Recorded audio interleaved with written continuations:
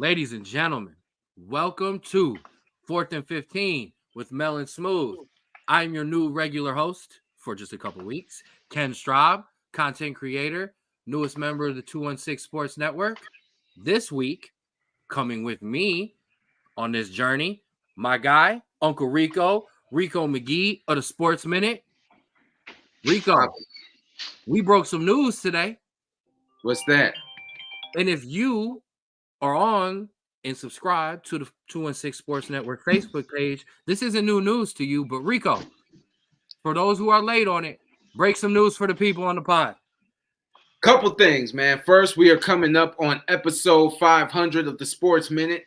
I started this back in January of 2022 after losing my best friend after a battle with diabetes and COVID. And so we're coming up on episode 500. Look out for that next week. And coming in January, we're going to change the name from the Sports Minute to the Ruler's Minute. So starting January 15th, a new episode, the very first episode, still the same attitude, still same energy, just a different name. Hey man, that's what's up. Congratulations, first of all, on the 500th episode. That's amazing. Me and my brother just completed episode 5. So we on our way. Okay, we're gonna be there with you soon. So obviously, you see, there isn't just two of us here. Ladies and gentlemen, making his return home to his own podcast, the man who puts the Mel in Mel and Smooth, Mel. Just when you thought it was safe, I'm back. And I'm back with a vengeance. As you can see, I don't give a rat's ass, and that's the bottom line. Stole it from Stone Cold Steve Austin. I love it. I absolutely love it. So this is technically the second 3-man pod that we have ever done. But the first one technically doesn't exist.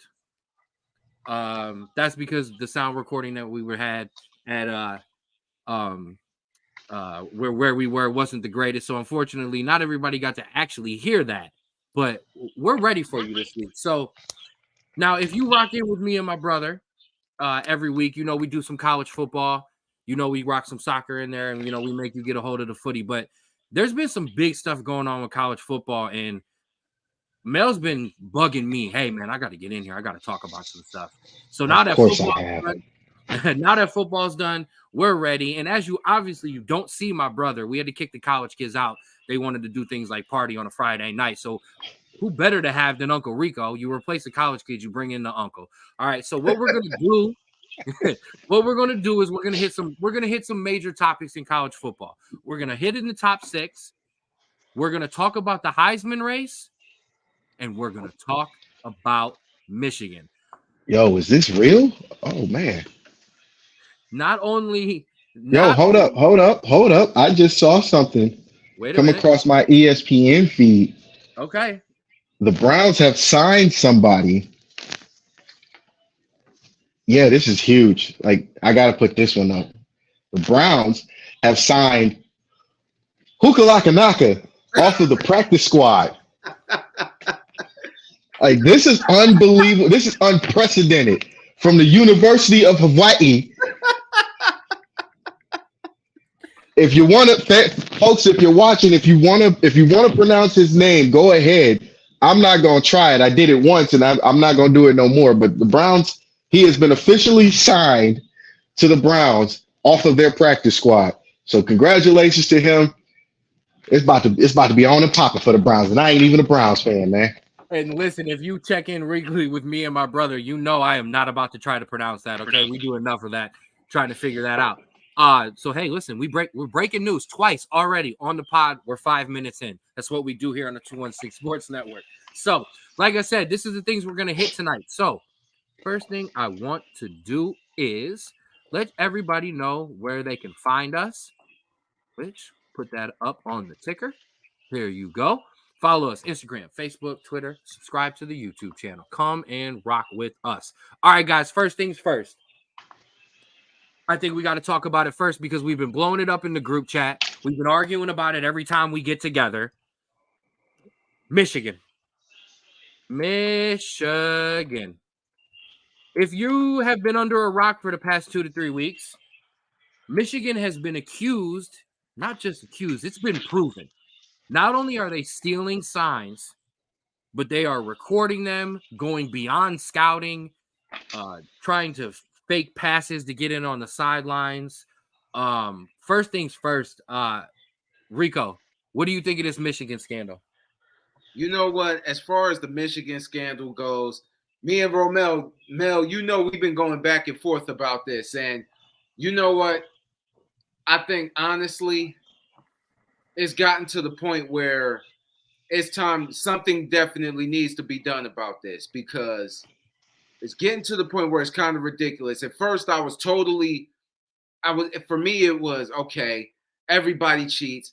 Everybody gets caught. Stealing signs technically isn't illegal, but it's definitely frowned upon. And going in and checking out teams prior in the middle of the season, that's what's actually illegal. So, oh no, you was the man 5 seconds ago when all of this was going on. But now I'm kind of changing my tune because it's getting out of control now. And honestly, I wouldn't be surprised if Jim Harbaugh is suspended or actually dips to the NFL to avoid any kind of punishment from this. He's going to be a sports fugitive, if you will. Absolutely. And before Mel goes on an absolutely epic rant, me and Rico, to begin on this story, we're kind of on the side of, okay, so what? And that has kind of been our position. But you know what? And I think Rico agrees with me. As more facts come out, I'm allowed to change my opinion. And the more this comes out, the worse and worse and worse it gets. It isn't just stealing signs. They were reportedly sending signals and signs to other teams to try to help them beat teams so they could advance in the college playoffs. Like, this stuff is deep. And there's also, and I will touch on this real quick, and then I'm throwing it to Mel, and I'm letting him take over here. I'm going in the corner, and he's going Luka ball for a second. There's 3 investigations currently going on in Michigan. There's this sign stealing scandal. There is a FBI investigation going into some stuff going on with another coach who was fired with his laptop. And just today, somebody was arrested at Michigan, one of their coaches, for apparently trying to solicit a 13-year-old. There is a lot going on at Michigan right now, and I'm going to spoiler alert to what I might say here coming up in a couple minutes. It might be time to Penn State this thing and tear it all down and restart it. On top of all that, here's my oop over. Mel, the floor is yours. All right. So for those watching, let's backtrack a little bit. About 80 years ago in the 1930s, there was a debate and a vote on allowing Notre Dame to join the Big Ten. Everybody voted, but there was one team and one school that was vehemently against Notre Dame in the Big Ten, despite Notre Dame having all the traditional rivalries in the Midwest. Guess who that team was? It was Michigan. So in the 1930s, we already have been proving that Michigan is going to be the biggest hater of all. Now, fast track now. Not only has this been proven, there's video evidence against these guys. There's a guy on the sideline standing behind coaches with shades on with a camera in it. I don't know if you guys have seen this video, but the blue light shines.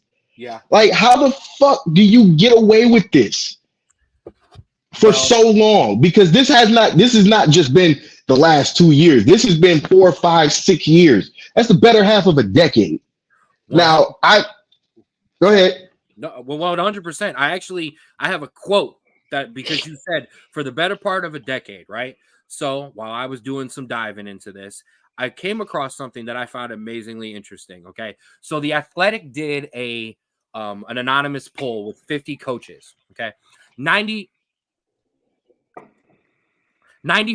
of the coaches, 46 of the 50, believe out of 1 to 5 being egregious, this is awful. 96% of them said this is awful, or 94%, I'm sorry. But this was the quote that struck me. We knew they had a signal guy, this Navy SEAL or something, said one former Big Ten analyst. He's a graduate of the Naval Academy and a retired captain of the Marine Corps, this Connor Stallion, the person we are talking about. But this is what struck me. We were very concerned about it. Our head coach was concerned about it. In 2001, Michigan pass rushers Aiden Hutchinson and David Njoku had hand signals for run pass. We figured they were legit, but it got us in the mindset that maybe something was off. And that's just 2001. So you've been doing this shit and Lloyd Carr was still there, if I'm not mistaken, in 2001. So you've been doing this shit for 20 years. And in the 20 years that you were doing this, you still got your ass whooped by Ohio State. Now for what, the last three out of the last 5, you've beaten Ohio State consistently? 2. It's just 2 in a row. Okay, well, 2 in a row, you've beaten Ohio State. And you literally have no remorse about what you're doing. Now, to Rico's point, because that was my daughter slamming on my door. To Rico's point, to a degree, no, sign stealing is not illegal. But the way you do things, like we all play high school ball. So what was it that they did every Friday for the next week? What did the head coach always do? He sent the coach that he didn't want at practice, that he didn't really care about, to go to these games and scout our next opponent.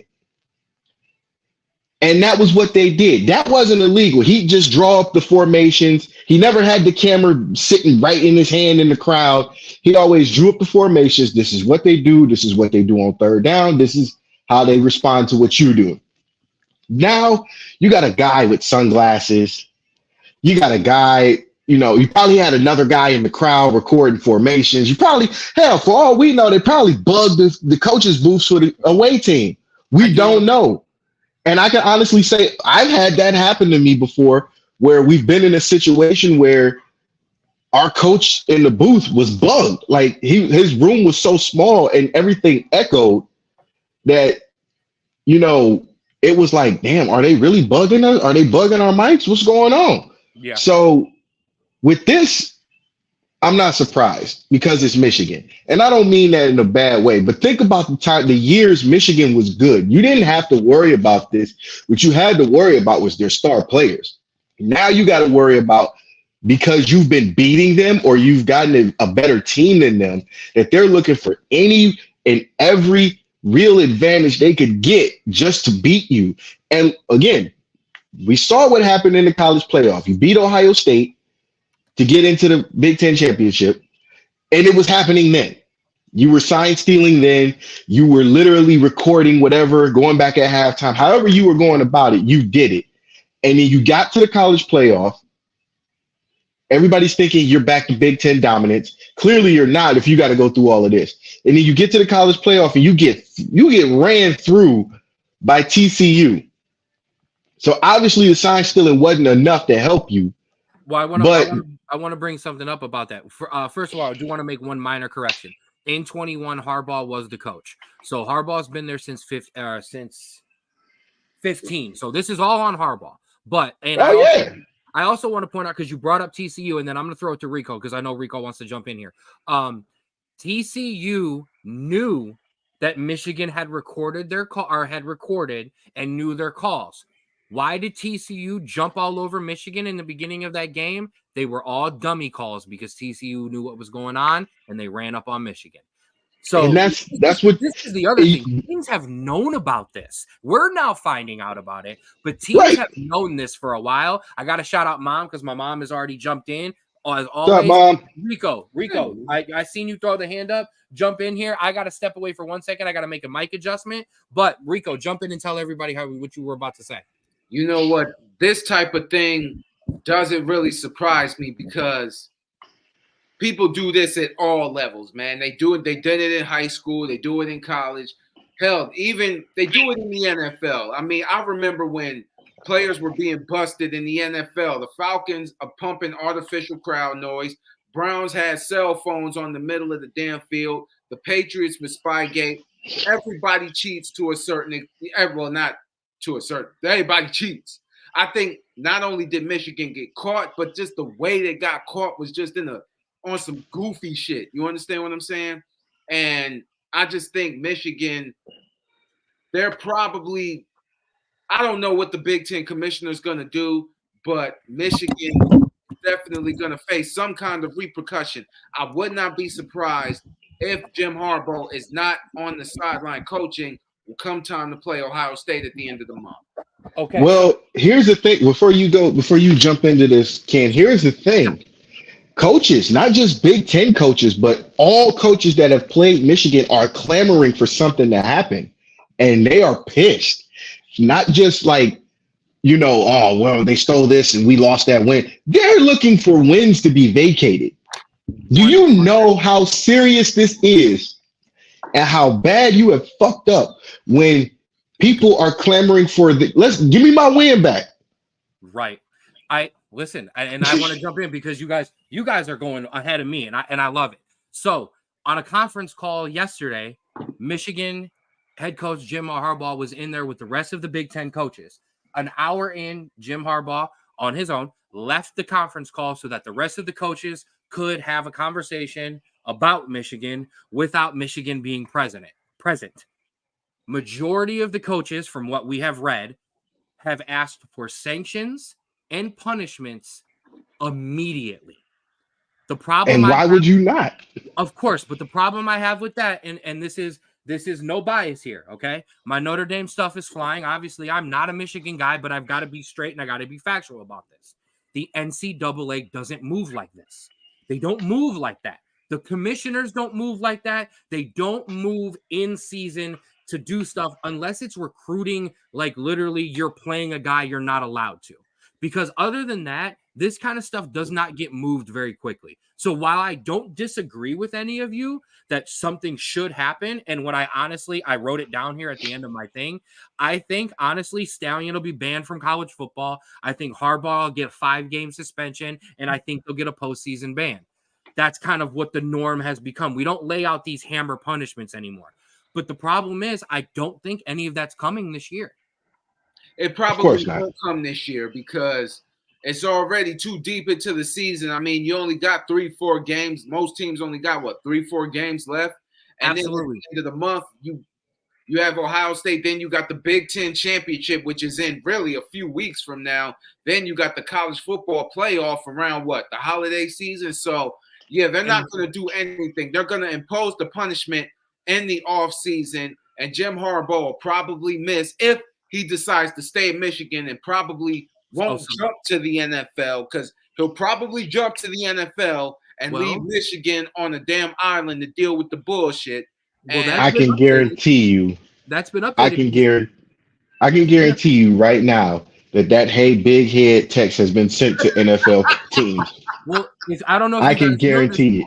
The NFL has come out and said that they will uphold any punishment that is given to Jim Harbaugh. And there is precedent. Jim Tressel was suspended for 6 games when he started working as video analyst for the Colts. They upheld his Ohio State suspension of 6 games. So anything that Harbaugh gets is going to carry over. So he's going to want to, but he might be better off just staying there and just eating the punishment. So that is. But why would you? If you could get I get what you're saying, but look at the money that he just signed for his contract extension.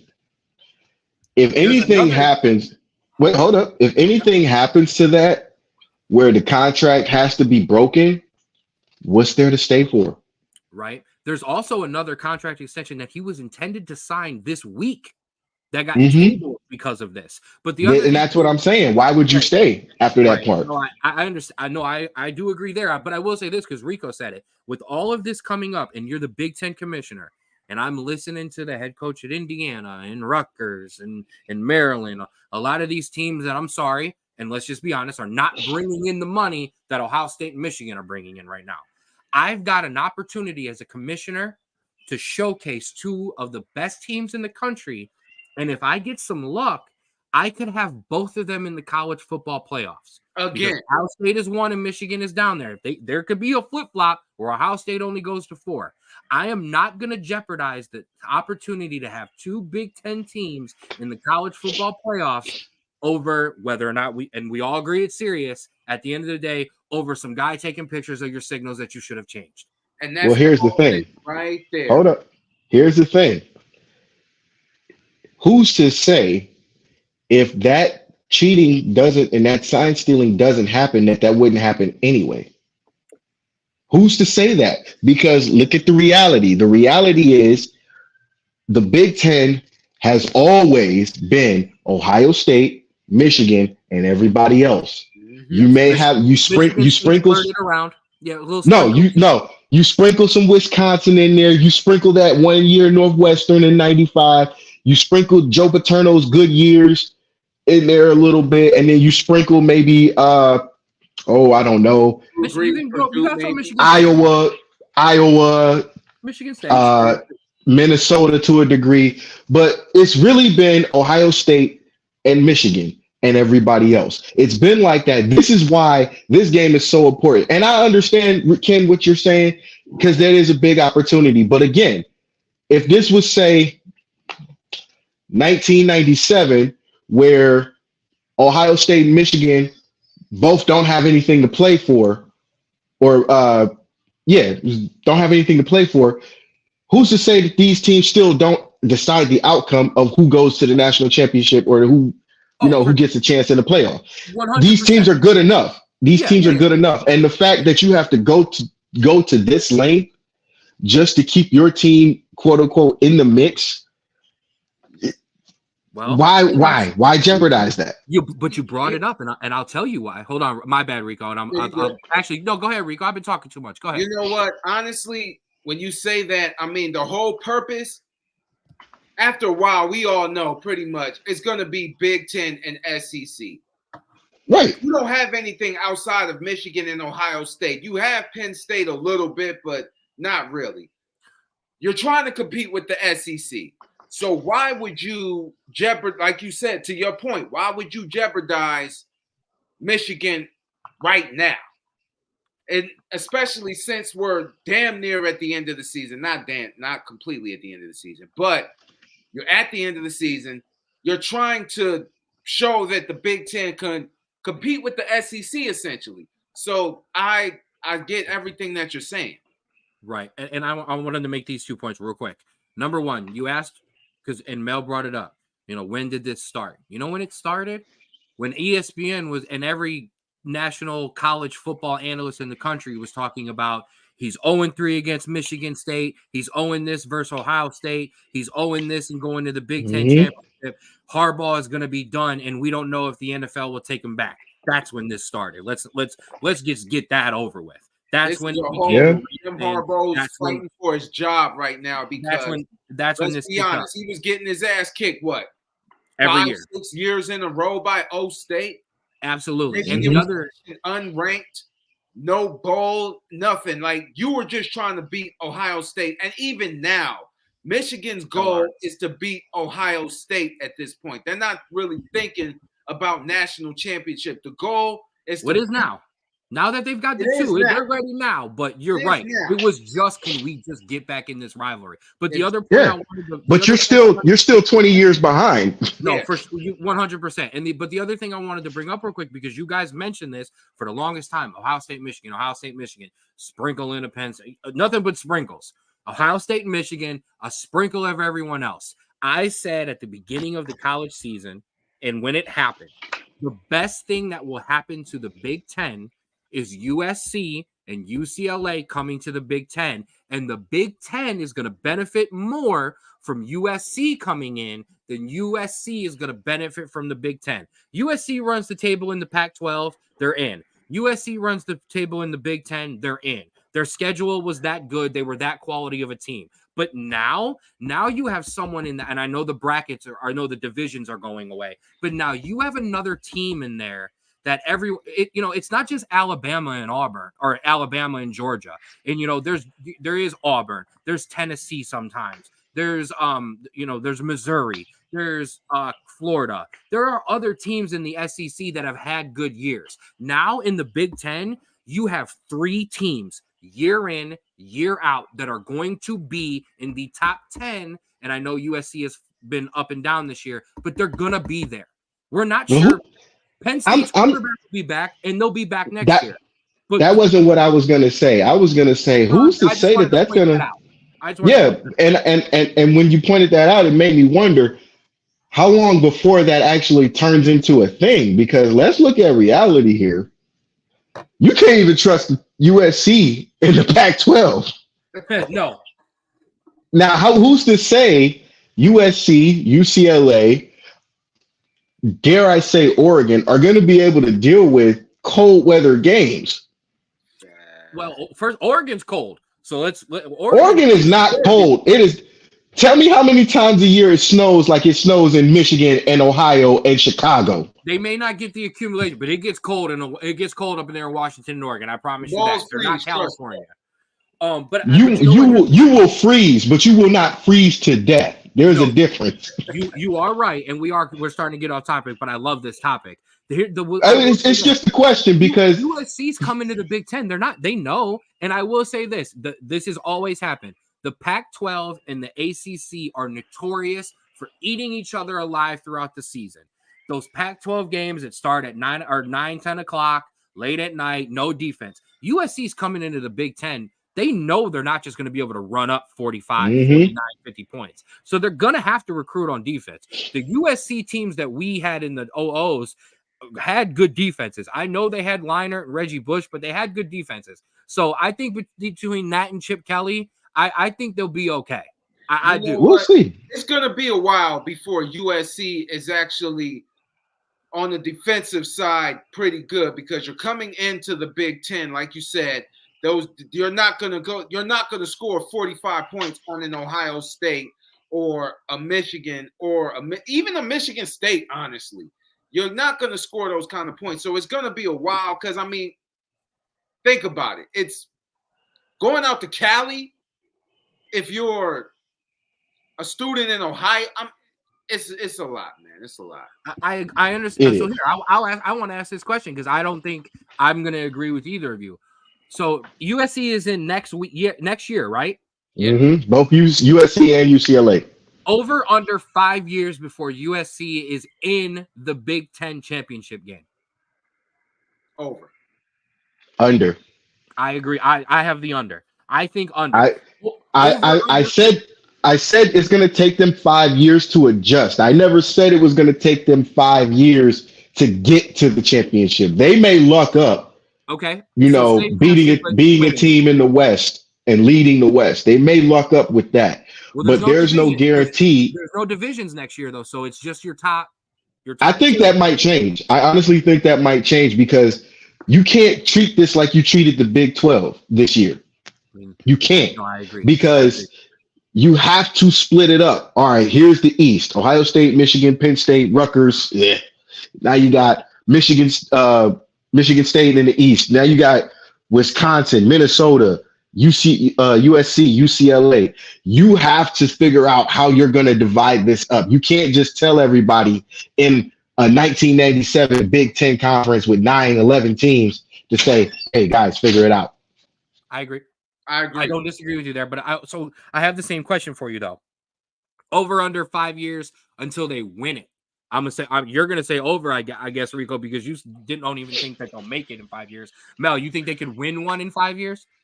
I do. Like I said, who's to say they won't luck up and run the division? If there is a division, who's to say they won't luck up and run it? And it's possible. I'm saying one of the biggest things that also has been happening in the Pac-12 is, remember, this is the first year that they've been 100% almost not guaranteed, but they have a for sure shot. We've been talking about the Pac-12 being shut out and left out of the college football playoffs for years. So one of the things that obviously this year USC could guarantee recruits, hey, you're playing with us. We're in the Pac-12. The quality's here. We're going to make it. Now your pitch to recruits is, the USC standard. The television agreements. The rankings we'll get. And now we're in a conference that's so well respected that we go in there and maybe only drop one game or run the table. It's a guarantee. And you only got to travel to those cold weather cities. You can come stay in Southern California the other 5 days, 6 days of the week. So that does matter. Anything else we want to touch about? And I know we kind of stepped off here to touch this, but it was a great topic anyways. Going back to this Michigan scandal, anything else we want to touch on this before? Oh, I do. I want to say something because you mentioned multiple sports. And anybody who touches in with me and Drew, the Straub Bros for 4th and 15, we're pro Coach Prime. Always Coach Prime. Coach Prime's quote on this Michigan scandal is my favorite. If I know the curveball's coming, I can hit it. You can know my plays, but you still got to stop them. Yeah, that's true if you're Ohio State. But what do you say about Purdue? What do you say about Michigan State? What do you say that? Can you say? Here's my thing with that. I don't disagree with what Coach Prime said. I get what he's saying. We don't disagree with Coach Prime on this podcast. No, I mean we do, but it's not like it's bad. But here's my question to that. Can you say that? You can say that about Ohio State, maybe Penn State. On an off year, you can say that about Michigan State. But can you say that about Wisconsin? Can you say that about Minnesota and the little brown jug? Can you say that about Purdue? Can you say that about Indiana? Can you say that about Rutgers, who a lot of people believe is rumored to be the team who tipped this off? Greg Schiano was like, it wouldn't surprise me. It wouldn't surprise me. Greg's been around college football for a long time, and he's a quality coach. It doesn't surprise me that he thought something was off. And keep in mind, Purdue sees Michigan this week. Purdue is at the bottom of the barrel. Literally, can you say this about Northwestern? Yes, we get it. Northwestern is definitely not who they used to be, but to deal with. Yeah, but at the same time, again, can you say this about the teams that are not as good as Michigan, who can't out-recruit Jim Harbaugh just because of the name? Can you say that? And can you say that and say it with confidence that, oh yeah, they know our plays. They've seen it last year. Our playbook isn't going to change. They still got to stop it. Well, how can you stop something if they have a supreme advantage over you? Because not only do they know what they're going to do, they know what you're going to do. Not to mention they have the talent that you don't. So exactly. So you're at a big not a disadvantage. You're at a big ass disadvantage because they're holding your signals. They got a guy spying on you or two, and then you don't even know if you can stop what they got because your talent level isn't where theirs is. No, I agree with you. And you brought up Purdue, and I'm gonna shout out my brother he brought up Purdue is always good for an upset. They're always good for an upset. So yeah, they are. But the way Michigan's playing against these bum ass teams, it ain't gonna happen. Nope. And if you checked in this week to the 4th and 15 podcast with Mel and Smooth featuring me and Andrew, we told you we got Michigan. We got Michigan big. Okay, fellas, are we ready to move on? Let's do this. Let's do this. All right. So, other than obviously this Michigan scandal, I think the most important topic going on right now that's not the top 6 because that is a future topic that will take care of itself is the Heisman race. Well, we still gonna talk about that. I got some shit I want to get on my shit. But the Heisman race. So if you're once again been behind a rock and you ain't been watching college football, you're crazy. The Heisman race is actually very, very close this year, and it's actually kind of had the most depth that not any, but that we've had in a couple of years in terms of a Heisman race. So what I do want to do is I want to throw you up the favorites. So right now, these are your leaders in the clubhouse. Michael Penix Jr., quarterback at Washington. Jane Daniels, quarterback of LSU. Jordan Travis, quarterback at Florida State. Bo Nix, quarterback of Oregon. You sense a theme. Bo Nix. You sense a theme here. And finally, Marvin Harrison Jr., wide receiver, Ohio State. Ken and Andrew, listen, I've said it multiple times. Marvin Harrison Jr. is the best player on the field anytime he steps out. Now, you see a couple of the stats there. We'll run through those. But those are your favorites right now for the Heisman. So the question I want to throw out to the both of you, before we get to some other guys who should be mentioned, because that's going to be a very fun conversation. Am I wrong? Michael Penix Jr., your leader in the clubhouse currently, but this is a very, very close race. Yes? Rico, I'm going to let you take this one. Okay. Michael Penix Jr. is probably the favorite to win the Heisman, provided they keep winning. I mean, he's got 2,945 yards, 24 touchdowns to just 6 interceptions, and 82.7 QBR rating. That is 8. I'm sorry. Hold on 1 second. 6. That is 6 in the country. He's completed 68% of his passes. I mean, all they have to do is keep winning. As long as he doesn't have an off game, he should be on track to win the Heisman. I will say this, though, about Jordan Travis from Florida State. And we'll get to Jalen Daniels in a second. Jordan Travis is going to have a pretty good rest of the way.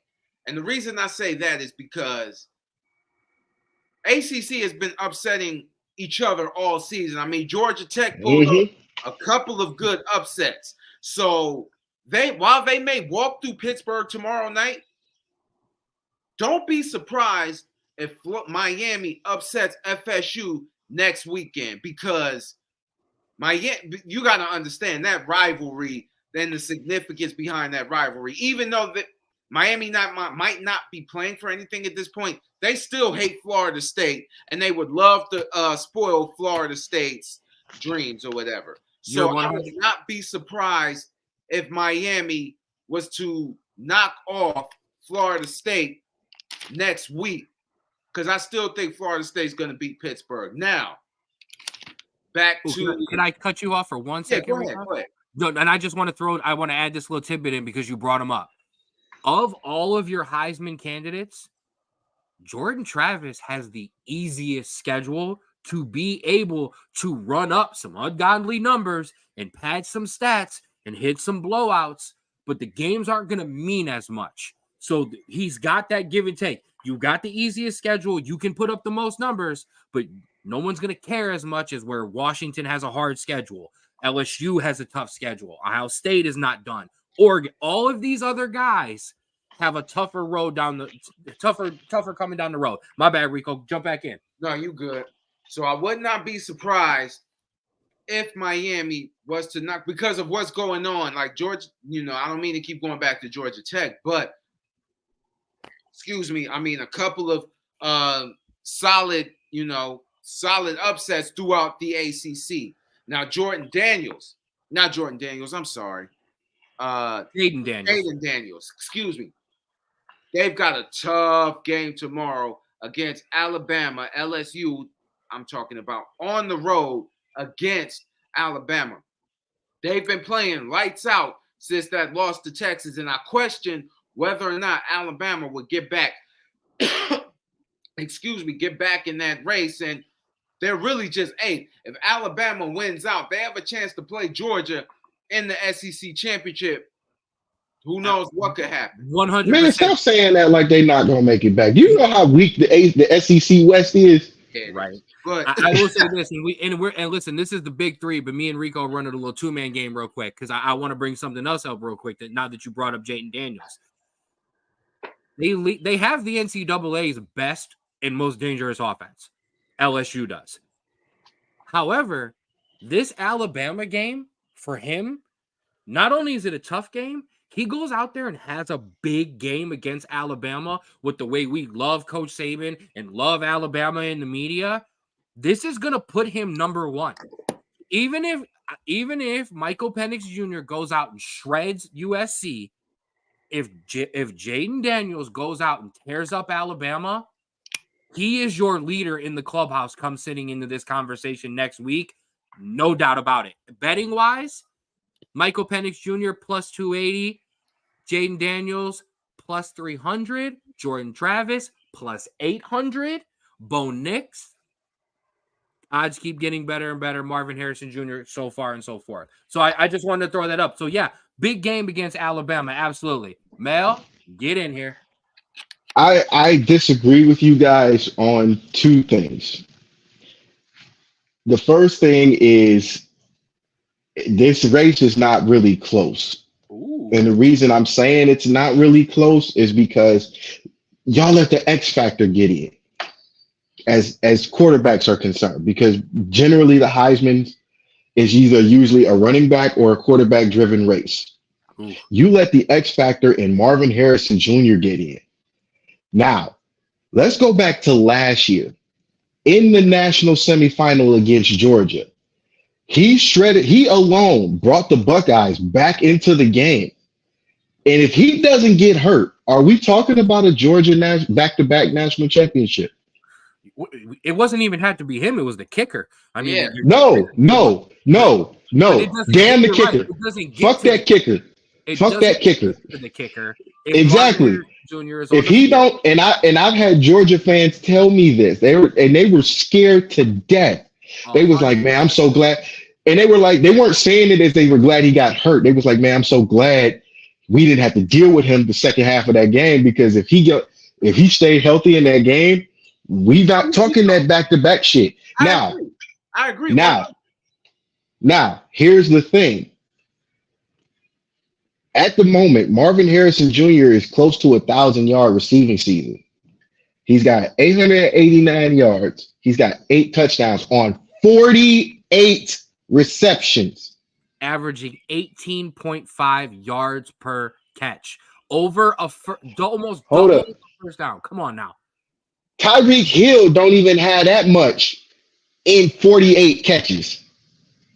Now, let's throw in the fact that there hasn't been a DB yet in his career that has been able to completely stop him or even slow him down. Because once he's figured out the defense, once he's figured out the holes in the zones, he's been eating teams alive. That's what he's going to do to these quarterbacks if one of them even slips up in the slightest. Because all he's got to do is get in rhythm with Kyle McCord. If Kyle McCord hits him 2 or 3 catches in the first quarter, it's a done deal. You got Rutgers. Now, mind you, Rutgers is 6-2. I'm not slapping them in the face, but they ain't got a damn DB even close to Shiloh that would be able to stop Marvin Harrison Jr. No, and listen, if you hear me, I'm the biggest Marvin Harrison Jr. fan in the world. I said it every single week. He is the best player on the field when Ohio State straps on the helmets. Kyle McCord is his high school quarterback, which is why you notice it doesn't matter sometimes if they're off, they will get hot and they will find it. The other thing I want to grab and then throw it right back to him. Every single time Marvin Harrison Jr. has had a bad game, he's been hurt. There you go. He ain't hurt now. Now, keep this in mind. Ohio State's got Rutgers. Rutgers is not won against Ohio State ever. I don't expect that to change. Georgia has Missouri. Missouri has put Georgia on upset alert. Pittsburgh has got Florida State. Okay, it's Pittsburgh. Hold on, let me schedule. Michigan's got Purdue. Not Michigan. Washington has USC. Both teams are coming in with winning records. USC's defense has been playing a lot better. And Alabama's got LSU. So we look at Florida State's got who do they have? I believe they got they got Pittsburgh. They have Pittsburgh. And all of these games were previewed last night on 4th and 15 with Mel and Smooth with me and my brother. So when you're done here, check those out. That's a great shameless plug. But what I was gonna say is Travis, Jaden, and Penix could all slip up and have a bad game. So bad to the point because they're all playing good teams. So Travis, Jaden, and Penix could all have a bad game, so much so to the point where if Marvin Harrison just gets 100 yards receiving, he's going to be the leader of the pack because the Heisman is supposed to be the best player on the field. This year's Heisman race is the equivalent to 1997, in my personal opinion. Who won the Heisman in 97? Anybody? Anybody? Charles Woodson. Why did he win? Why did he win the Heisman? Because he was the best player on the field. Offense, defense, special teams. Marvin Harrison Jr. is the best player on the football field. Offense, defense, special teams. Why? Because he can change the game in the snap in a heartbeat. You can't knock that in any way. I want to read something to you guys real quick and for everybody involved here. So ESPN.com is keeping track of the Heisman finalists, okay? They're asking guys to get in early votes to kind of poll and find out, okay? I wish we had a vote in that. I'm gonna find out how we get a vote in that. I'll cry on this podcast, okay? Don't give me – you've already given me more first, okay, than I ever could have imagined as a sports guy. I've wanted to do this. You get Heisman votes involved, I'm going to cry. Now, don't fuck around and give me any ideas. Through week 7, okay, Marvin Harrison Jr. only got 2 total first place votes. In week 8 and 9 alone, he has 5. So he's coming on strong, and people are recognizing that as these quarterbacks, Michael Penix Jr. had a good game last week, team struggled. Here's going to be the thing. If you're going to be the quarterback and you're going to win the Heisman, your team can't struggle. You're not allowed. You're the quarterback.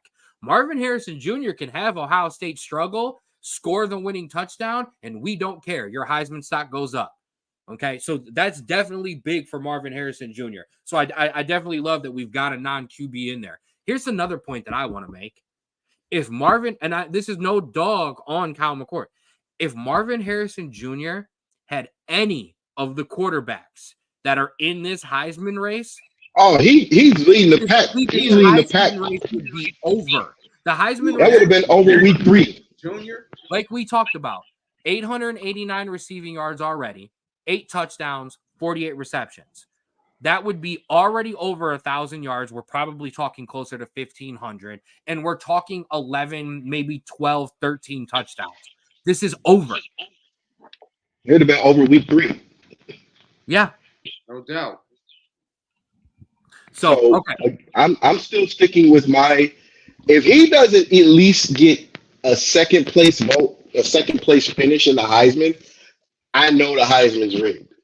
I mean, well, that conversation is coming up, ladies and gentlemen. That is called a teaser. Now that I do want to bring up Bo Nix because we've kind of left Bo Nix out of this conversation.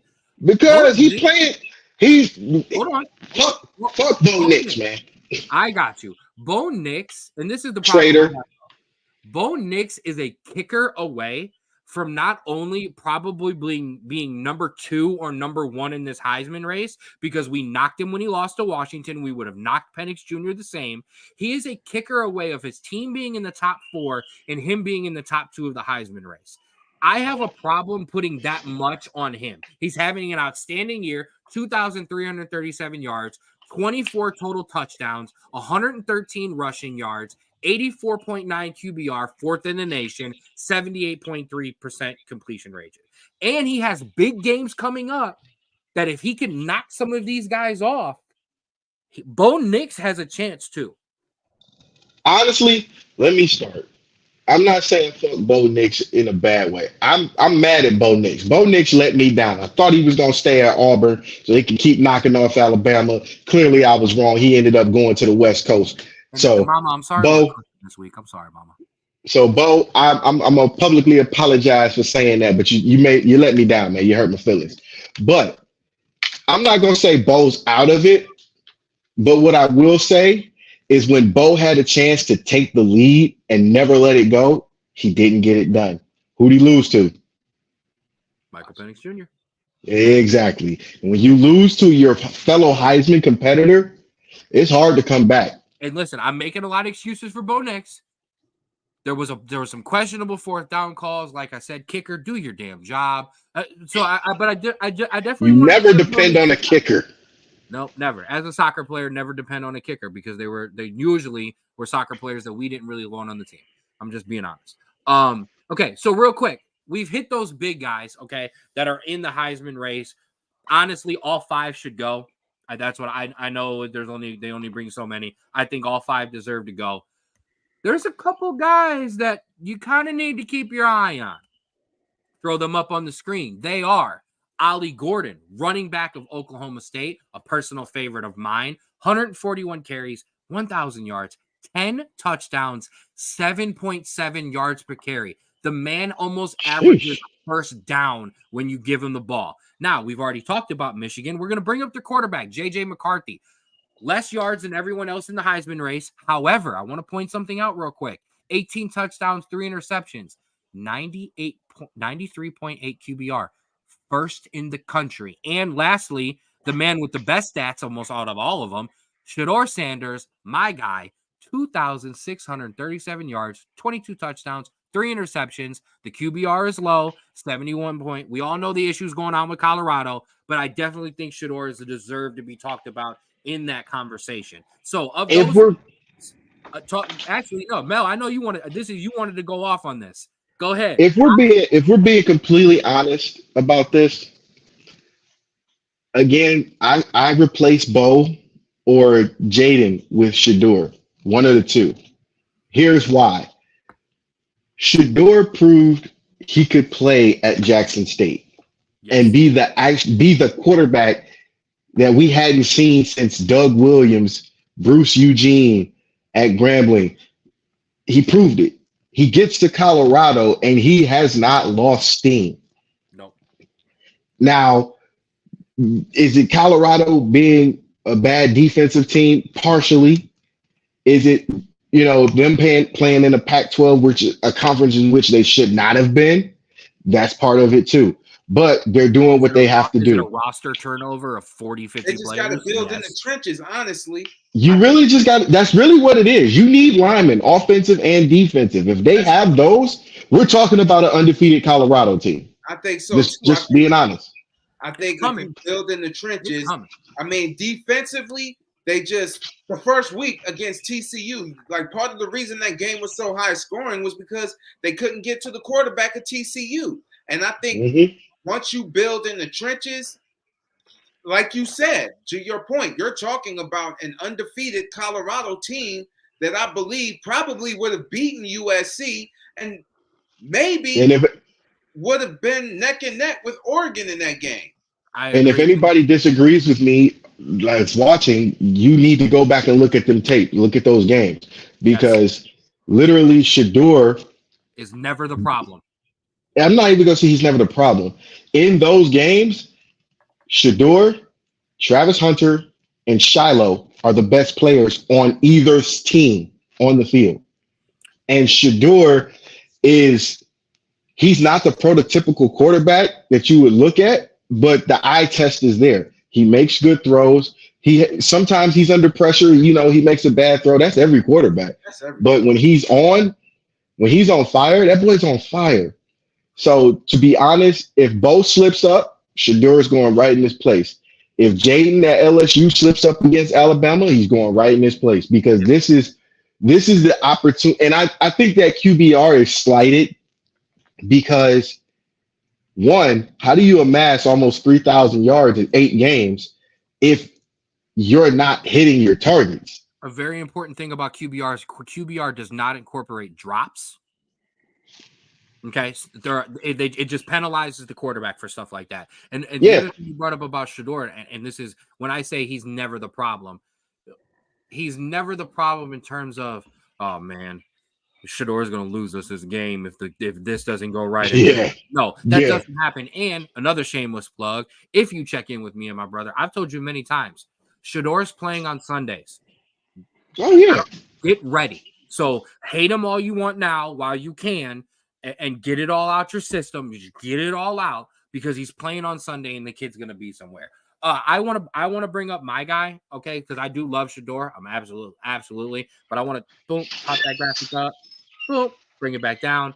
Ollie Gordon, Oklahoma State. Okay, the guy is so madly underrated. Like I said, he almost averages 7 yards a carry. Okay, but I also want to bring this up because I thought this was an amazing stat that I found out about him. Get your stat out because I have a question. Oh, you want to ask your question first? It's not even a real question. It's more I have a problem. The only reason I have a problem with him being on the list, where does he play? Plays at Oklahoma State. No. What's the conference? He plays in the Big 12. They don't play Do great they play defense? They don't have a lot of great running defense. However, I'm going to bring – so give me 1 second. I understand that. So Go ahead. Same kind of way we feel about Michigan. Is Michigan the number 1 or number 2 team in the country? No, you're not really playing anyone. You need to have a better strength of schedule. However, you're absolutely manhandling teams, which is what you're supposed to do when you don't have a good schedule. Ollie Gordon does not play in a conference that has great defenses. However, if you take the first 3 games was a little bit of a slow start, but then after that, 121, 136, 168, 282. 282 came with 4 touchdowns, 271 the next week.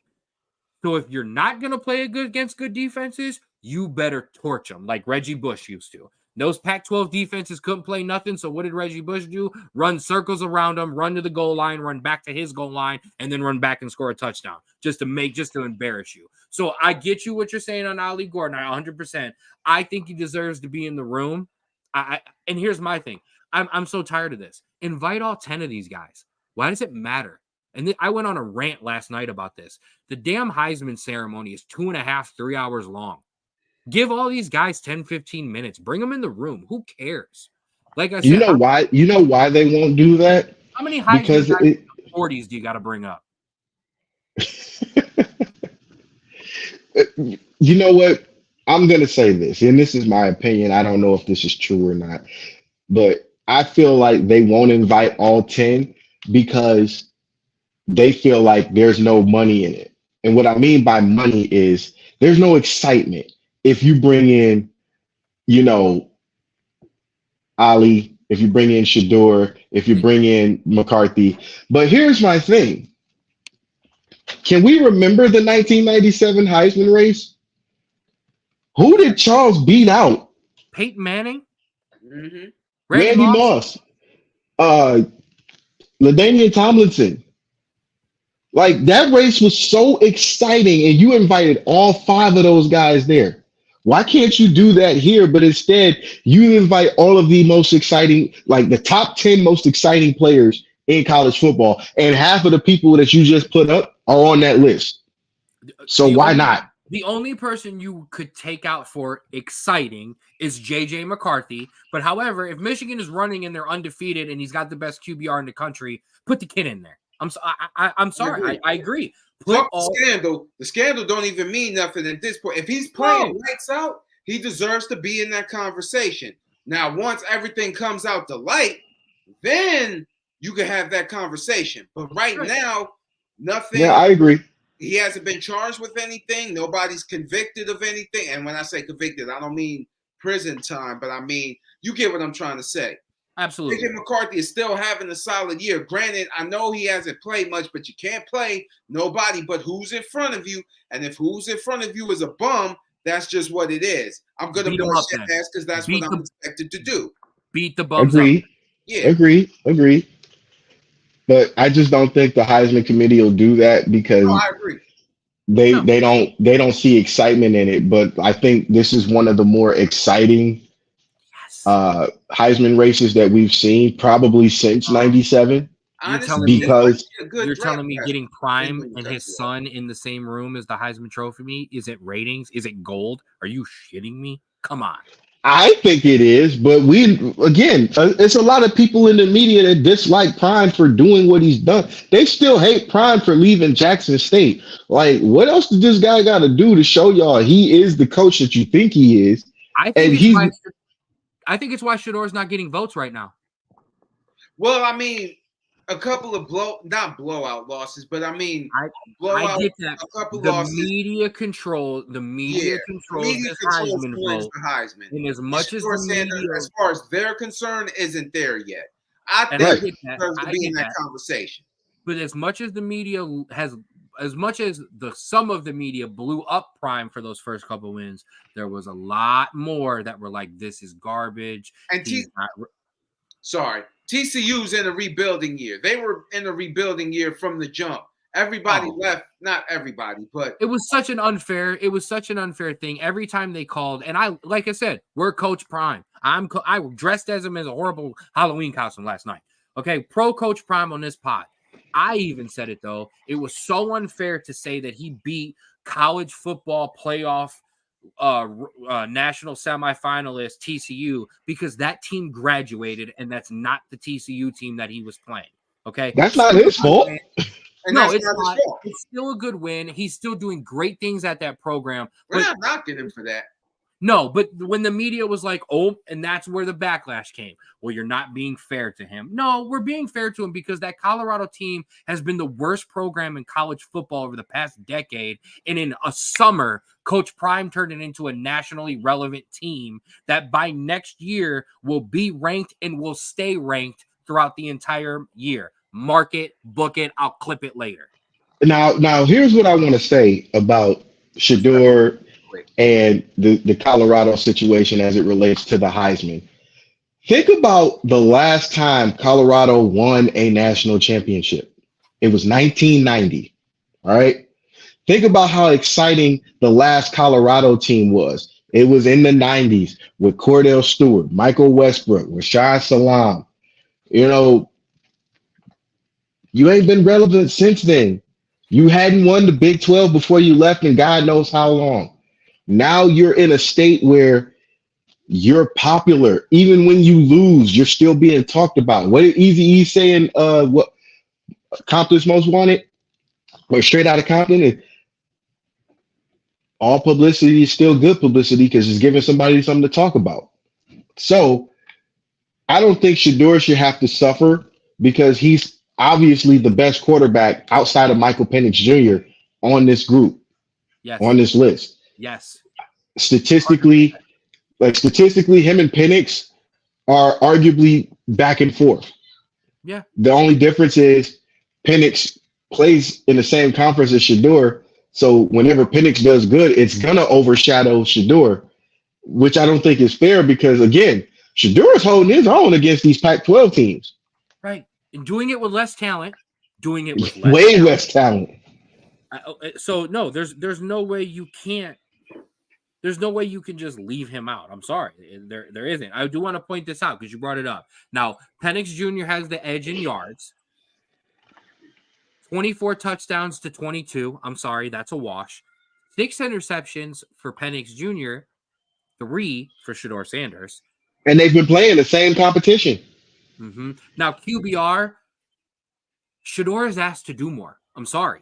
Way more. When you have less talent, you're asked to do more. So, no, Shedeur is holding his own, and I'm sorry. Shedeur deserves to be, period. I'm going out on that hill. All right? He absolutely deserves to be there. So, and I want to point, so that is deserved. I will say this, though. Of all of these guys, and we kind of have talked about it, the big guys, you hit on it, and I'm going to hit back on it.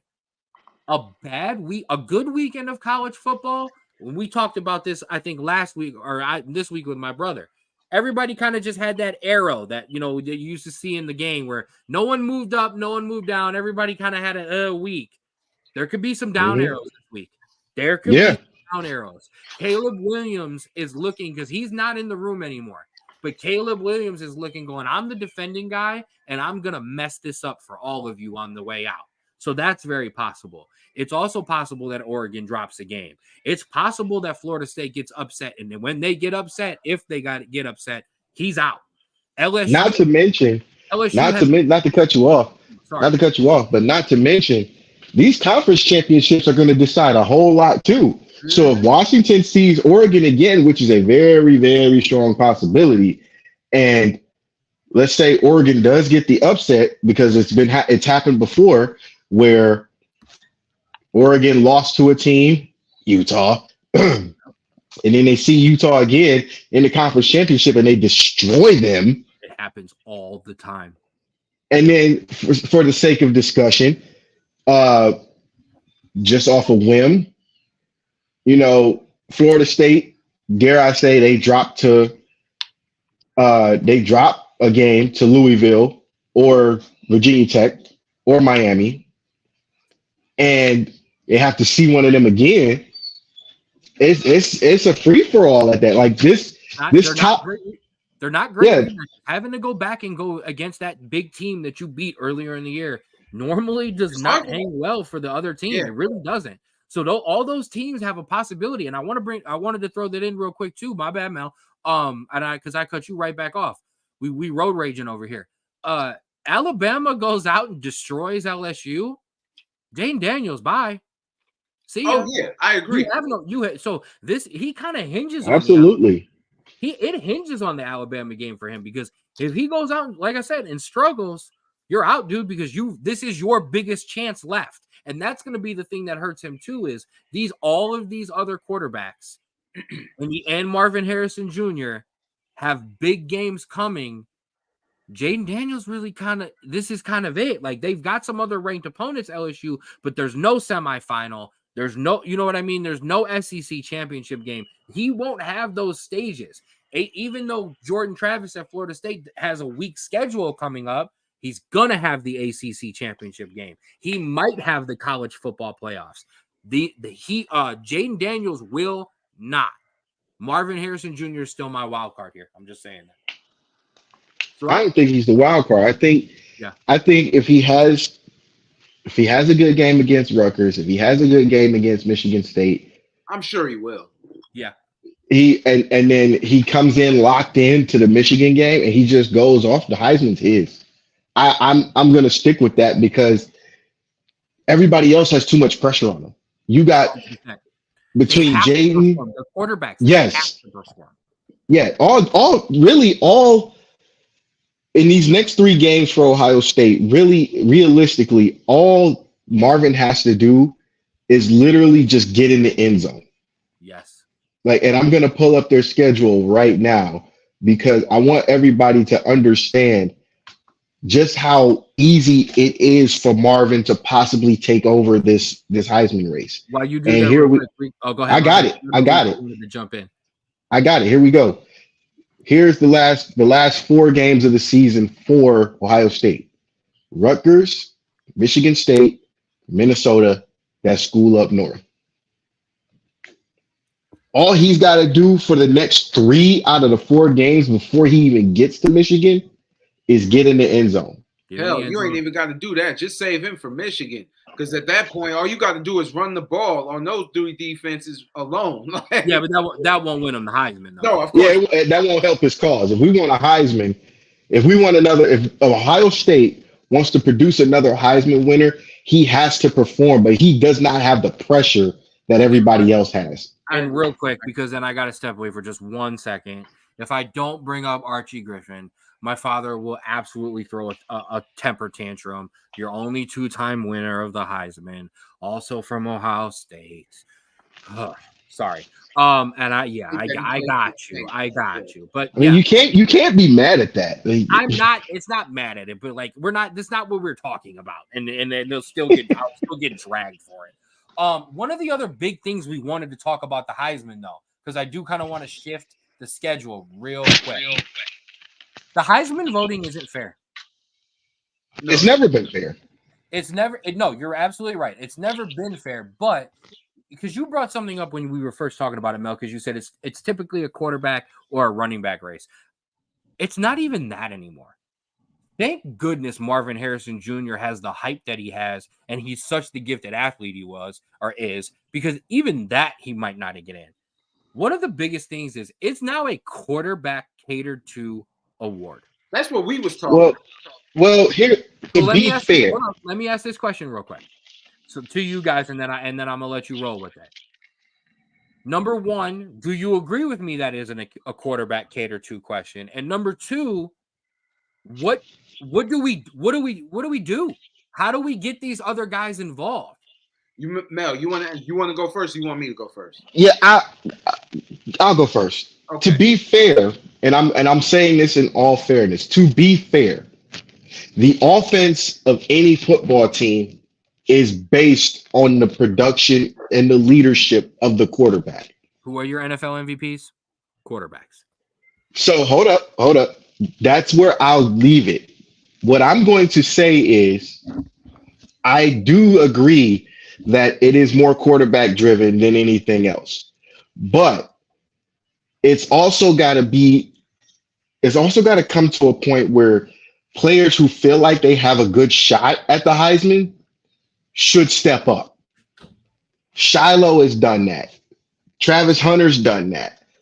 Marvin Harrison has done that. Now, are they going to get the recognition that they deserve from the Heisman Committee? Probably not. But again, I go back to the only defensive player to win the Heisman Trophy, Charles Woodson. Charles went in with the mindset that he was going to show his ass every game. Now, for those watching, keep this in mind. In high school, Charles Woodson was a running back. He was recruited by both Ohio State and Michigan as a running back. The last person to win the Heisman to come from Michigan that wasn't a quarterback was also Desmond Howard. He was a receiver. So Desmond and Charles had the blueprint to show you what needs to be done. You got to be dynamic in just more than one area. Marvin's done that. Travis Hunter's doing that. I think, honestly, within the next year or two, if Travis stays, he will be the next defensive player to win the Heisman. Oh, listen, I agree with everything that Romel just said. It's just so many defensive players that should have won the Heisman. Hell, I'm going to go out on a limb. And Ndamukong Suh, when he was at Nebraska, should have. Man, screw that cheater. Listen, because everyone's brought up a defensive player, and I have not been allowed yet. But I refuse to bring up this defensive player if anyone brings up anything that comes with this. Manti Te'o also deserved a Heisman. I understand. No, you are absolutely right. Well, no. Johnny Manziel had arguably the best quarterback season we have ever seen out of a college quarterback. Go back and watch what he did against some of those teams. We watched it, but no one cared. But Manti Te'o absolutely deserved to be up there. I think he deserved it. Making interceptions, getting fumbles, making tackles, getting sacks, being the leader of the defense. I absolutely think he deserved to be in that conversation. He doesn't get brought up in these conversations anymore because every time we do, we have to bring up the girlfriend. We have to bring up the nonsense. No, we don't. No, we don't have to bring up none of that shit. His play on the field was fantastic. But that is why he does not get brought up in these conversations about guys who have missed out, though. Because you can't do it without that conversation. I'm glad we are. I brought it up myself, but he deserved it. I agreed. I was not a fan of Manziel, and I'm sticking. This is a philosophy I've had when the draft comes around, and I stick with this philosophy because if you pay attention, for those watching, you see this a lot. If you pay attention to him in college, you know what you're getting in the pros. We knew what we was getting. I'm not even a Browns fan, but I live in Cleveland. So we knew as the media what the Browns were getting, which was absolutely nothing. He's too short. He's not Doug Flutie. And Doug Flutie had to play his ass off at 5'11" on a good day. And Johnny will tell you. You know what they were hoping with Johnny Manziel? But Johnny will also tell you he also didn't work hard enough. He didn't care. So he didn't deserve the Heisman. They think that. Well, I think Cleveland was hoping that Johnny Manziel would do what Drew Brees was doing at that point. Two totally different quarterbacks. Totally different quarterbacks. Someone bought into the hype and thought he could be the celebrity superstar, but it was never going to happen. Like it was never going to happen. No disrespect to Johnny. Shout out to Money Manziel. I mean, you could shout him out all you want to, but let's be honest. We're all ball players, or we've all played sports at some point. What's the goal of the sport? To win a championship. Your goal is to make it to the next level if you're in high school. So your goal is to get to college. If you're in college, your goal is to get to the league. So if you've done all of this and you're the most highly touted player and you win the most prestigious award in all of college football, there's no reason why you should look like shit on Sundays. I'm not going to slap him in the face. Hold up. He's not the first, but he's one of the first that I can say didn't give a shit.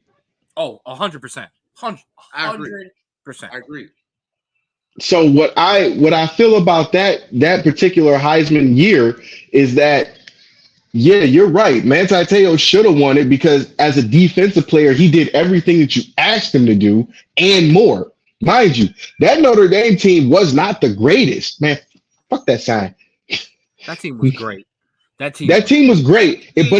As far hold up. As far as Notre Dame teams was concerned, that was not the greatest team or one of the greatest teams. No. So for him to do what he did, that was speaking volumes. And I think they should send him a Heisman just because with an apology saying we fucked up. Yeah. But like I said, I will say this, and like I stand on the hill that he deserved it. I was pissed off when he lost it. At least I lost to the guy who, like I said, if you look at single seasons of college football quarterbacks, Johnny Manziel's is a top 5, top 3 season. It is statistically, highlight wise, winning wise. So that, you know what I mean? He didn't get the national championship, but man, he showed us how to beat Alabama, which is have a better player on the field than Alabama, which is also make them chase you all around the field the whole damn game. Pretty much. Why LSU at that point, Alabama was unstoppable. All you had and that's also why LSU has a chance this week. While we're speaking on Heisman's, I got to give a shout out to one of my cousin's quarterbacks at the University of Miami, Gino Torretta, as they are retiring his jersey this weekend. It's well deserved. Gino was a great guy at the U, former Heisman winner as well, former national champion. So shout out to Gino. It's all about the U, baby. Let me just finish off by saying this. I played Road to Glory mode on NCAA. Yeah. And I won the Heisman all 4 years in a row. Technically, I'm the greatest to ever do this. You understand? Man, screw you. I won it all 10 years I was at college. How the hell did you graduate in 10 years? Oh, you don't know, boy. You don't know what I know. I'm gonna tell you how I did it. You know how I did it? I put myself at every fucking position I played. And then when incoming freshmen was coming in, I put myself in there too. Oh man. So Romel Thorpe at the University of Mount Union in Cleveland, Ohio, always won the Heisman. He was the best DB. He was the best receiver. He was the greatest NCAA player ever. Did you export yourself to Madden and dominate? No. Madden? I did. I retired. After every Heisman I won and after every graduation, I sat out. I don't need to do nothing else. 10 degrees and he one of the GOATs. Shout out I got NIL money. I got to get on you for 1 second, Mel. Okay. Tyler Eifert. Okay. Tyler Eifert, George Atkinson, Everett Golston, Manti Te'o, Theo Riddick. Okay. Lewis Nix. Yes, I'm running through the 2012 Notre Dame roster. Mike Golick Jr., a little guy named Nick Martin, a Hall of Fame guard for the Dallas Cowboys. That's a good team. It's a good team. I'm just. I wasn't saying it wasn't a good team. I was saying through Notre Dame standards, because we all know at Notre Dame the goal when Touchdown Jesus is doing this on Saturdays is to win the national championship. The goal is God, country, Notre Dame. They were a good team. They found ways to win. It's just you can't get away with that after a while. Every week. Playing a well-oiled machine like Alabama was. Let's be honest. That SEC championship. I'm getting sensitive for Georgia and Bama. That was the real national, and that's not to discredit Notre Dame. I promise, bro. Georgia and Alabama that year was the real national championship game. Because I got to do it now because you brought it up. You're right. You're right, Rico. That was the national championship game. There was a fumble in that national championship game where we should have had the ball at the 1 yard line, and we would have potentially gone 7. I think we would have gone up by 7 if we would have scored a touchdown. and it would have completely flipped the momentum of the game. And I think so. Alabama would only have beaten us 55-7 rather than like 55-0. So it could have completely changed the entire game. So I'm just gonna. What difference does it make? 55 points, 55 points. I'm talking smack there. I'm glad we hit this part of the Heisman. And like I said, there's some other guys that are deserving. Like I said, Ali Gordon deserves to be in dimension. They all deserve to be up there. Marvin The Harrison, problem is a wide receiver, deserves to be a mention. And you brought him up. Travis Hunter is going to be in this mix next year. However, I do worry about the amount of plays he's going to end up playing, because what I want, and as a guy who loves college, I want these guys to have as much fun, play as hard as they can, get all the awards, but I want them to go get their bags on Sunday. So at some point, Travis Hunter, if you're doing more damage to your body than you are helping your draft stock, sit some plays out, my guy. I'm gonna be real with you. Be real with me. And this is coming from actual experience. Being that Charles Woodson is my all-time favorite player, whether it's high school, college, NFL, the fact that he had to work the way that he did to get to the Heisman shows you that it has to be for guys like Travis Hunter, it has to be done. Because I know how hard I had to work just to get noticed, in the level, even in the semi-pro level, just to get noticed for any kind of award or even any kind of talk about you being a decent player. I had to work my ass off. I had to play offense. I had to play defense. I had to return kicks. I'm not going to tell Travis to slow down at all. What I'm going to tell Travis is make them see you, make them respect you, and make them care about what you're doing. Because again, him and Charles Woodson are the only players that have shown, when it comes to races like this, when it comes to, being in scenarios where you have to be that guy. Right now, next year, like this, at this time next year, he's going to be that guy. And I'm not going to tell him to stop, because when you're making tackles, interceptions, and catching touchdown passes, you are so far beyond what anybody else is doing. You deserve to be in that talk.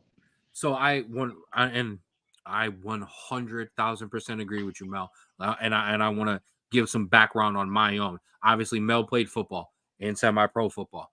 The man knows what he's talking about with his football. So I agree with you. You're a defensive player, I don't always get that recognition. You've got to make the name for yourself. I will say this. I don't think Travis Hunter needs to do that to put any stock in his bag more than it already is. But your point, I 100% agree. And here's why I agree with that point. So for everybody involved watching, I did not play football. I am a soccer player. I played in high school. I played in college. Now, I played defense.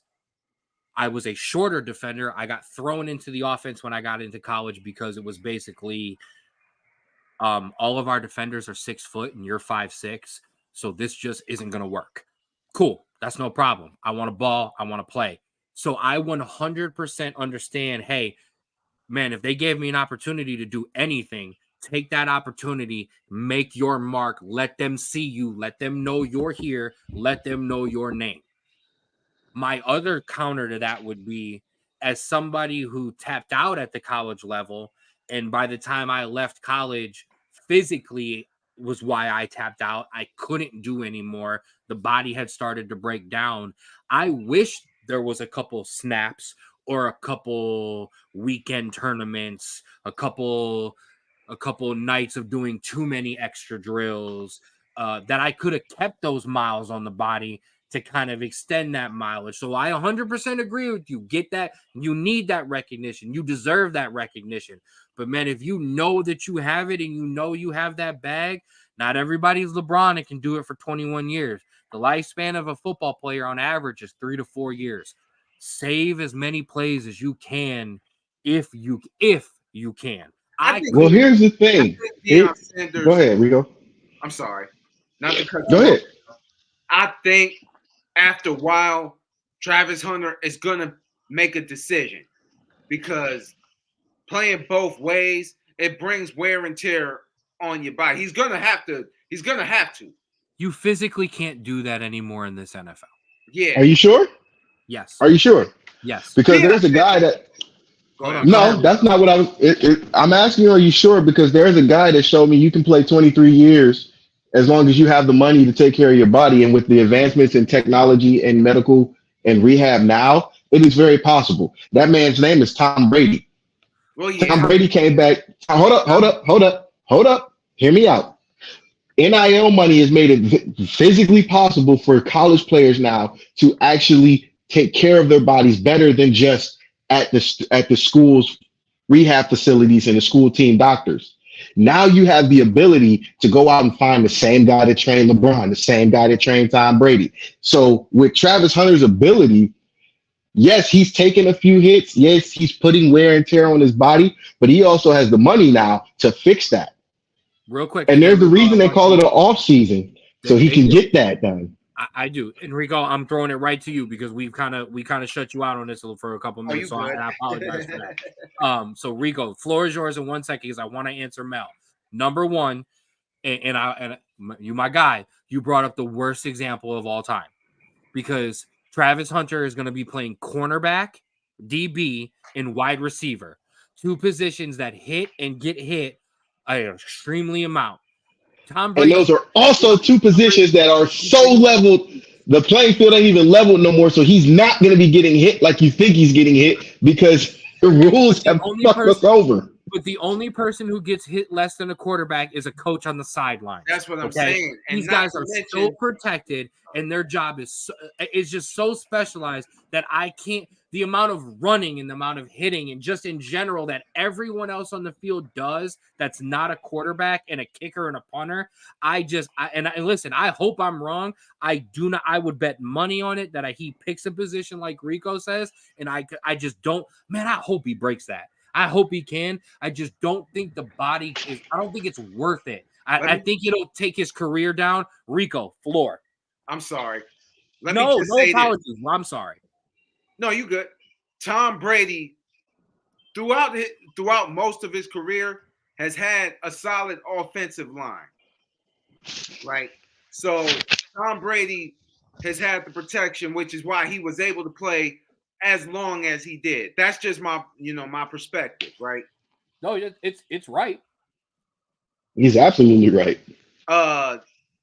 Travis Hunter playing wide receiver. Listen, I get what Romel is saying. And the reason why I say that is because we're going into a type of football, regardless of high school, collegiate, NFL, hell, even down to Pee Wee. You're seeing more 7-on-7, if you will. What I mean by that is this. You're not seeing running back. You already know what's going on. The running back position is pretty much obsolete at this point. Hell, offensive lineman is obsolete at this point. Not obsolete, but you're seeing more 7-on-7. You're going to see him throw the ball more. You're seeing receivers spread the field more. Tight ends are being asked to do a lot more nowadays than they have been in the past. The fullback is gone. So what you're seeing now is an air raid offense. Everybody's a damn West Coast offense. So, I mean, maybe Travis Hunter would be able to last just a little while longer. I think the verdict is still just on, things like that is what I'm saying. I'm a rebuttal. And this is what I'm going to say. And Rico, I know you're going to feel me on this. If this was 1995 and Travis Hunter was playing, Ken, you'd be absolutely right. He'd have to pick a position. But this is 2023, which means the rule. I disagree. I can't wait to rebuttal this. The rules for receivers and DBs are totally different than they were back in the early 2000s. Think about this. Did you see what happened to Shiloh? Yeah. Do you think that, and that hit was clean. Think about that. That was a clean hit. Do you think Travis is going to have to deal with that within 2 years, the way the rules are being changed? I don't think so. Because the rules are being changed the way that they are, I think he can actually do both because, hell, Prime did both, and he knew what he was up against. Who did? Think about that. Yeah. Think So about that. Dion played 10 games as a wide receiver, and they were out for his neck, and he survived. and also playing baseball. Here's my counter. I forgot all about that. Right, because Dion is just flipping Dion. So here's my counter to your counter. I think if it was 1995, he would be able to, because in 1995, you could be such an outstanding athlete. Now, one of the most underrated things about Coach Prime is how much of a student of the game, how much of a smart player, and how much he studied his craft.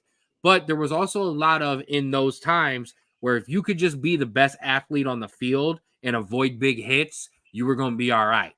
The game And is I think Shiloh can do that. I think not Shiloh. I think Travis Hunter can do that.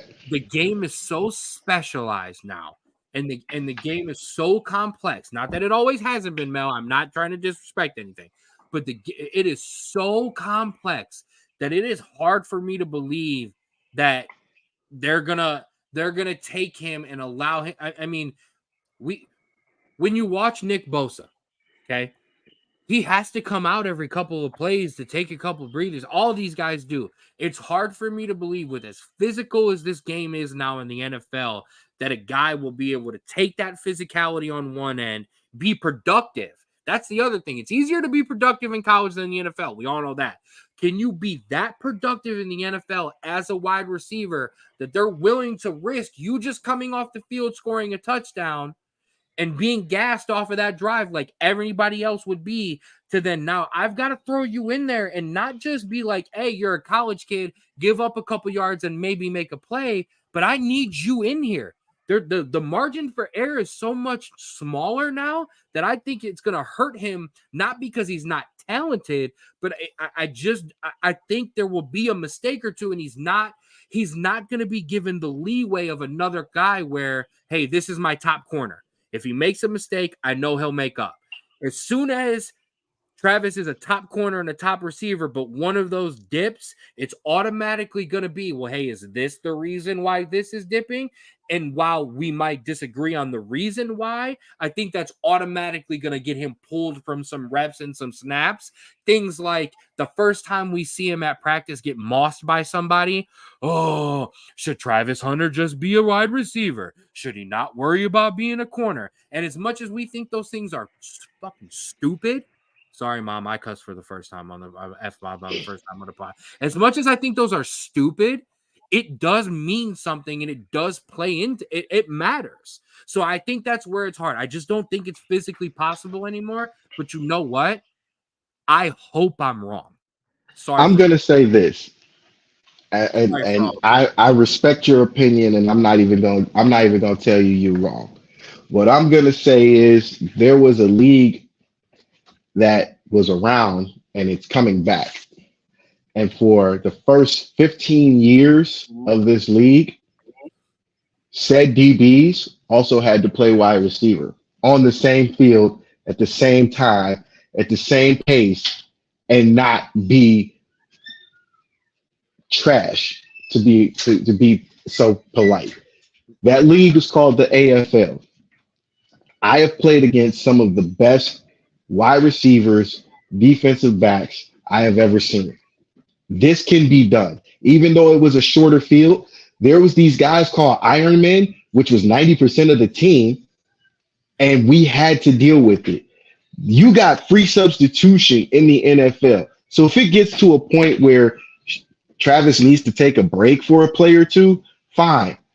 But the way he's playing at the rate he's producing, I think this is going to change some minds about how we use the offensive flash, the Iron Man, as I like to call it, because he is an Iron Man. I was an Iron Man. So I honestly believe that Travis Hunter is going to do some changing to the way that offenses and defenses are catered to within the next year or so coming into the league.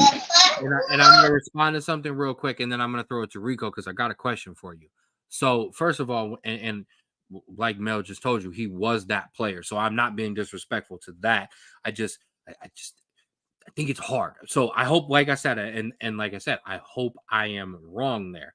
I do want to bring something up because I think it's fair to point out There's a guy who plays baseball. His name is Shohei Ohtani. Okay. And before Shohei Ohtani came into the MLB and he was playing over in Japan, it wasn't since Babe Ruth. Yes, Babe Ruth, a guy we can't watch highlights of very much because there are none. Right?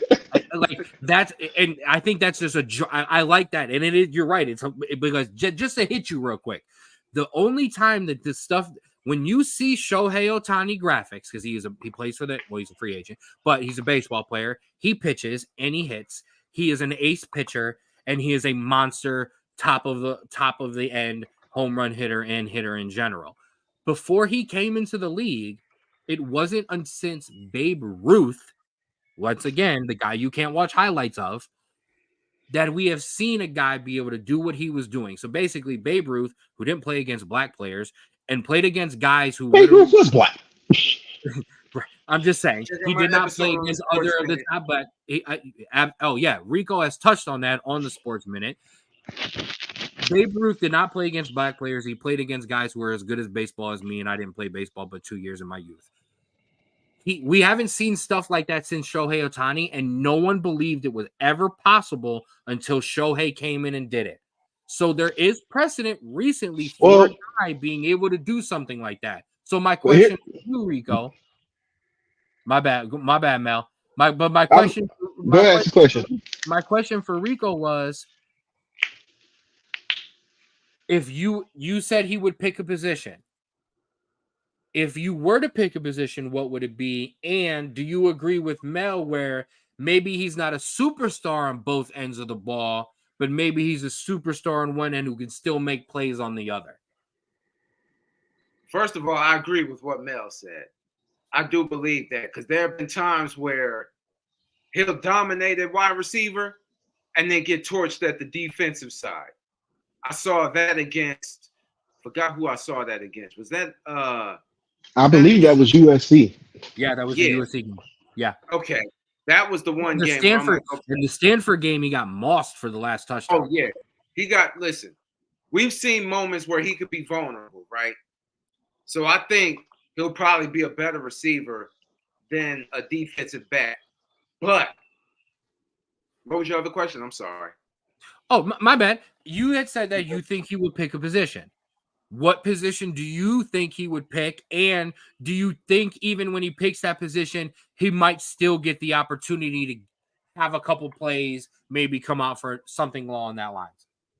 Well, I think he's a multi-talented position. So I definitely think that, he'll pick a position, but he'll definitely still get some burn on the other side of the ball. Now, I think as far as what position he'll play, it probably will depend on where he's scouted at more at the next level. I think that if he's scouted more at receiver, he'll probably pick receiver, but nobody wants to take that. Nobody wants to take those hits.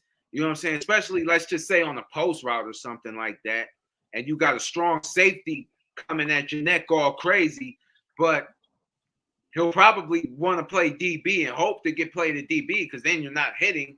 You're not getting hit. You're doing the hitting, so you're not taking as much. You know what I'm saying? I'm gonna give a shout out to one of my favorite YouTube shows to listen to that isn't on the 216 Sports Network, and that's the Dan Le Batard Show because they had Andrew Hawkins on, and one of the things that Andrew Hawkins was talking about was just what you had just said about oh man, I just lost my train of thought. We're just what you were talking about. And go ahead, Rico. I lost my thought. Yeah, I think it's really going to depend on where he gets scouted at more depending on the next level. Because I mean, he's going to the league. Let's just be honest. He's gonna get an opportunity to play in the NFL. Now, I think depending on how long is up to him, essentially, but he'll definitely get an opportunity at the next level. And I think if it's at receiver, he'll probably shoot and play receiver versus if he gets, DB time, he'll probably play DB. And I grabbed my thought back. I remembered one of his quotes was, "DBs are the DBs and wide receivers are the best athletes on the field. And if the DBs could catch, they play wide receiver." So, Exactly. so yeah, and I will say this, and Mel, do you want Mel back me up here and tell me if I'm wrong? DB, I'm sorry. Oh, go ahead. A DB is essentially a wide receiver that can't catch. Essentially. Yes. So Mel, let me ask you this question: what hurts you more on Sunday or on Monday and Tuesday when you had to go hit a bunch of people a lot, or when you had to try to avoid and take some tackles? When did you feel worse? Are you asking me to be honest? Because I'm not gonna lie to you on this. No, I 100%. If you only played wide receiver for a game that Monday, and you only played DB for a game, but you made a bunch of hits. So you made a bunch of hits, you got tackled a bunch. On which day when you woke up did you feel worse? And if honestly, when I played DB, because you gotta understand, as a DB, you have to do as much as everybody else. Meaning, if that running back breaks the line of scrimmage and gets past the linebackers, you're the last line of defense. You have to go tackle him. If the wide receiver's coming across the middle, you got a shot to take him out. But that affects you as well because you're the one that's had to come in at 100 miles an hour while he's coming in at 100 miles an hour. Honestly, Monday morning comes around, I hated it playing DB. The games I played strictly DB, I hated it because that was where for that particular game, that was where I was needed the most. The games I played receiver, I didn't really have to worry about too much. Maybe a couple cramps.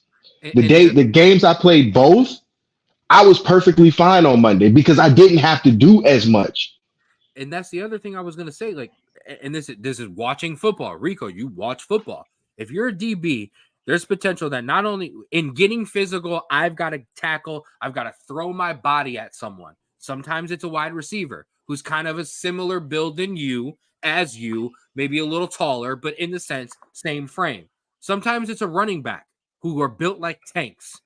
Sometimes you get in there and you've got to deal with an offensive lineman who are built like mountains. Okay. So there's that. If you're a wide receiver in Mel, for the most part, who is going to tackle you? A DB or a safety, somebody else who is physically. And I'm not getting tackled. I'm not, a lot of times, truth be told, I'm getting out of bounds. No, a lot of times, I was playing receiver. This may not apply to everybody else, but a lot of times I was playing receiver.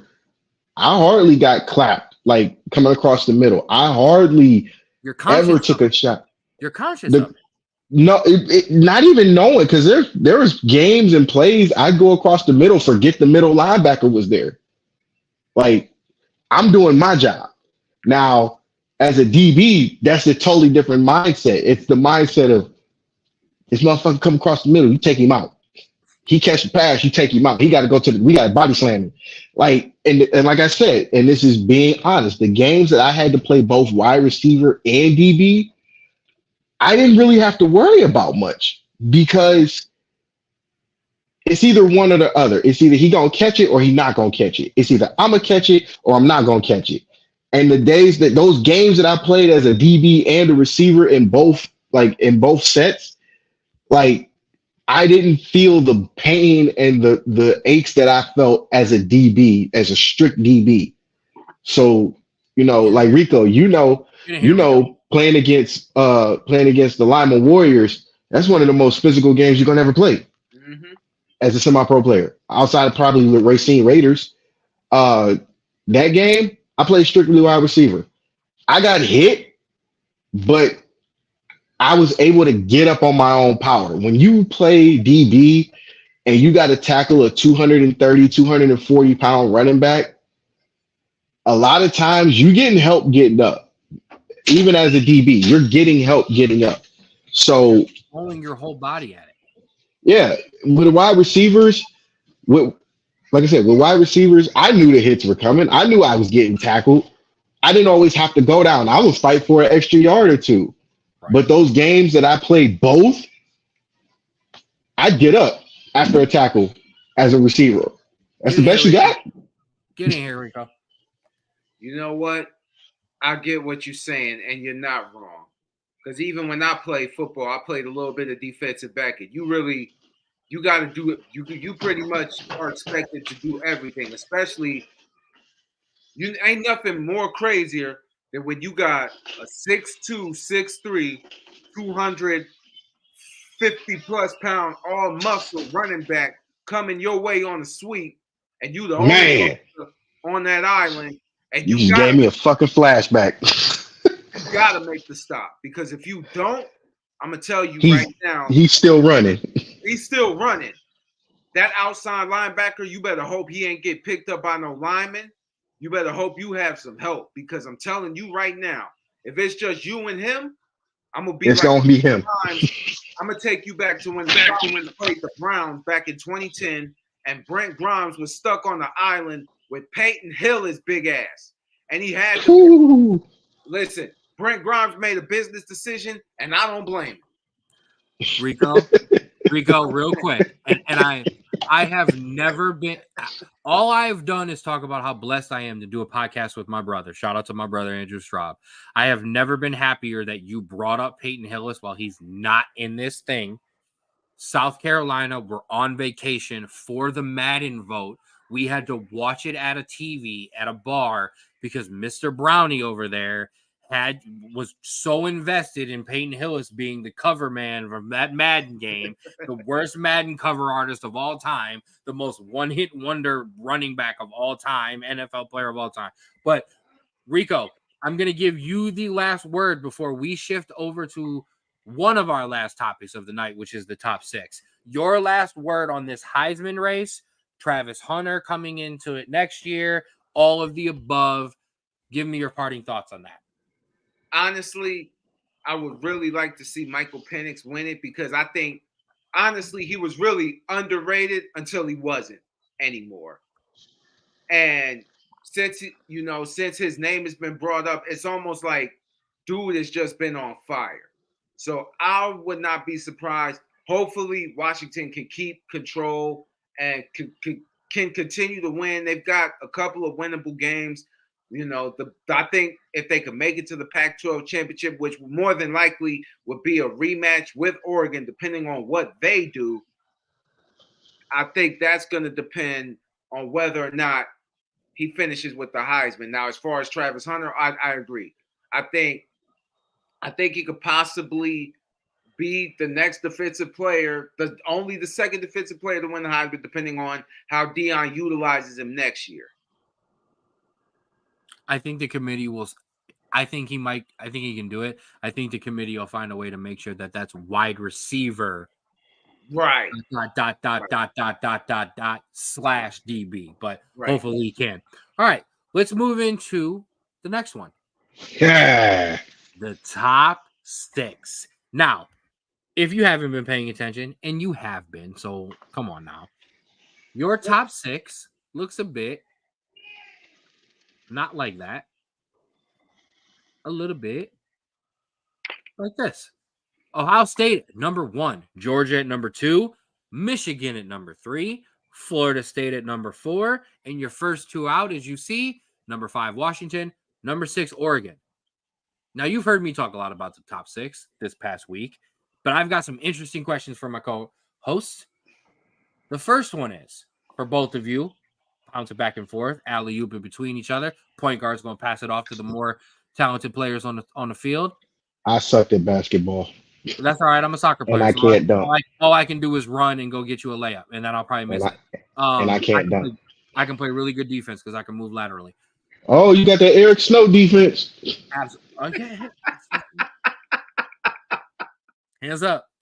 I'm Grayson Allen without the dirty fouls. Do you think Ohio State deserves to be number 1? Is my first question. And of these top 6, and I'm going to give you of the 6. So number 1 is Ohio State deserved. And of the top 6, I want a guarantee of who is going to be in there. Whoever wants it first. Rico, you're more than welcome. All right, bet. I think Ohio State does deserve to be number 1. Honestly, their defense has been probably, out of these 6 teams that you mentioned, the best defense all year.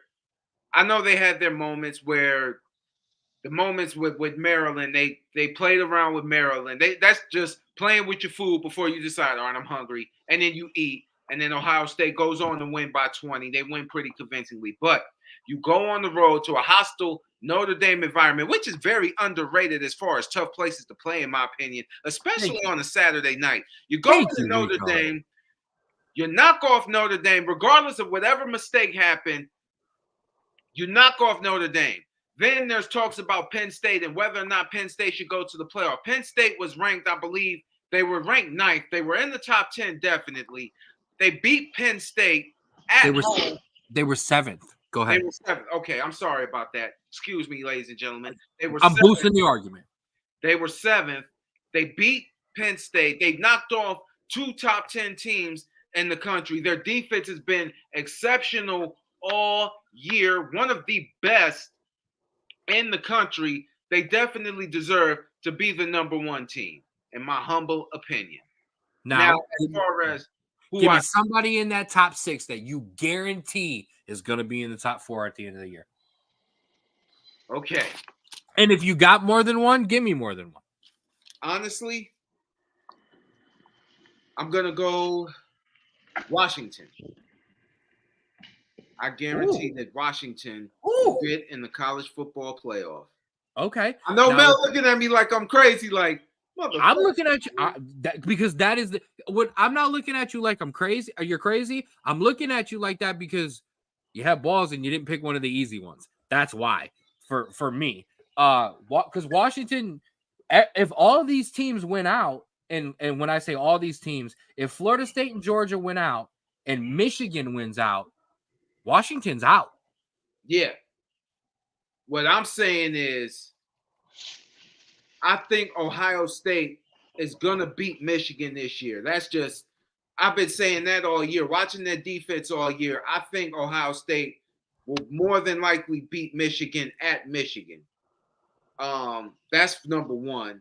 Number 2, it's like we said earlier in the show, the ACC, I don't know if they'll beat. They just eat each other up. So I'm not really sure if Florida State can win out, especially when you're playing Miami. Miami hates Florida State. We all know this. Just as long as Miami doesn't have to kneel, they'll be okay. Wesley, I'm sorry. I have no control over these guys. And I think Washington will squeak their way into the playoffs. I love it. All right. So Rico, I already hit Rico for 2 threes in the corner. I'm bringing the ball back up. And, we about to go ISO Mel for a second because he's ready. Mel, does Ohio State deserve to be number 1? And I want your number 1 team in your mind that is going to be there. And like I gave Rico, if you got more than one, give me more than one. All right. First answer to your question is yes. Ohio State does deserve to be number 1 for this particular ranking. Reason being, as Rico said, they've beat 2 top-ranked teams, 2 top 10 teams early in the season and midway through the season. So they have the quality wins aspect. The second part of this is they've passed the eye test, meaning did you struggle or did you win against the teams you were supposed to be winning against? You went into a hostile Notre Dame.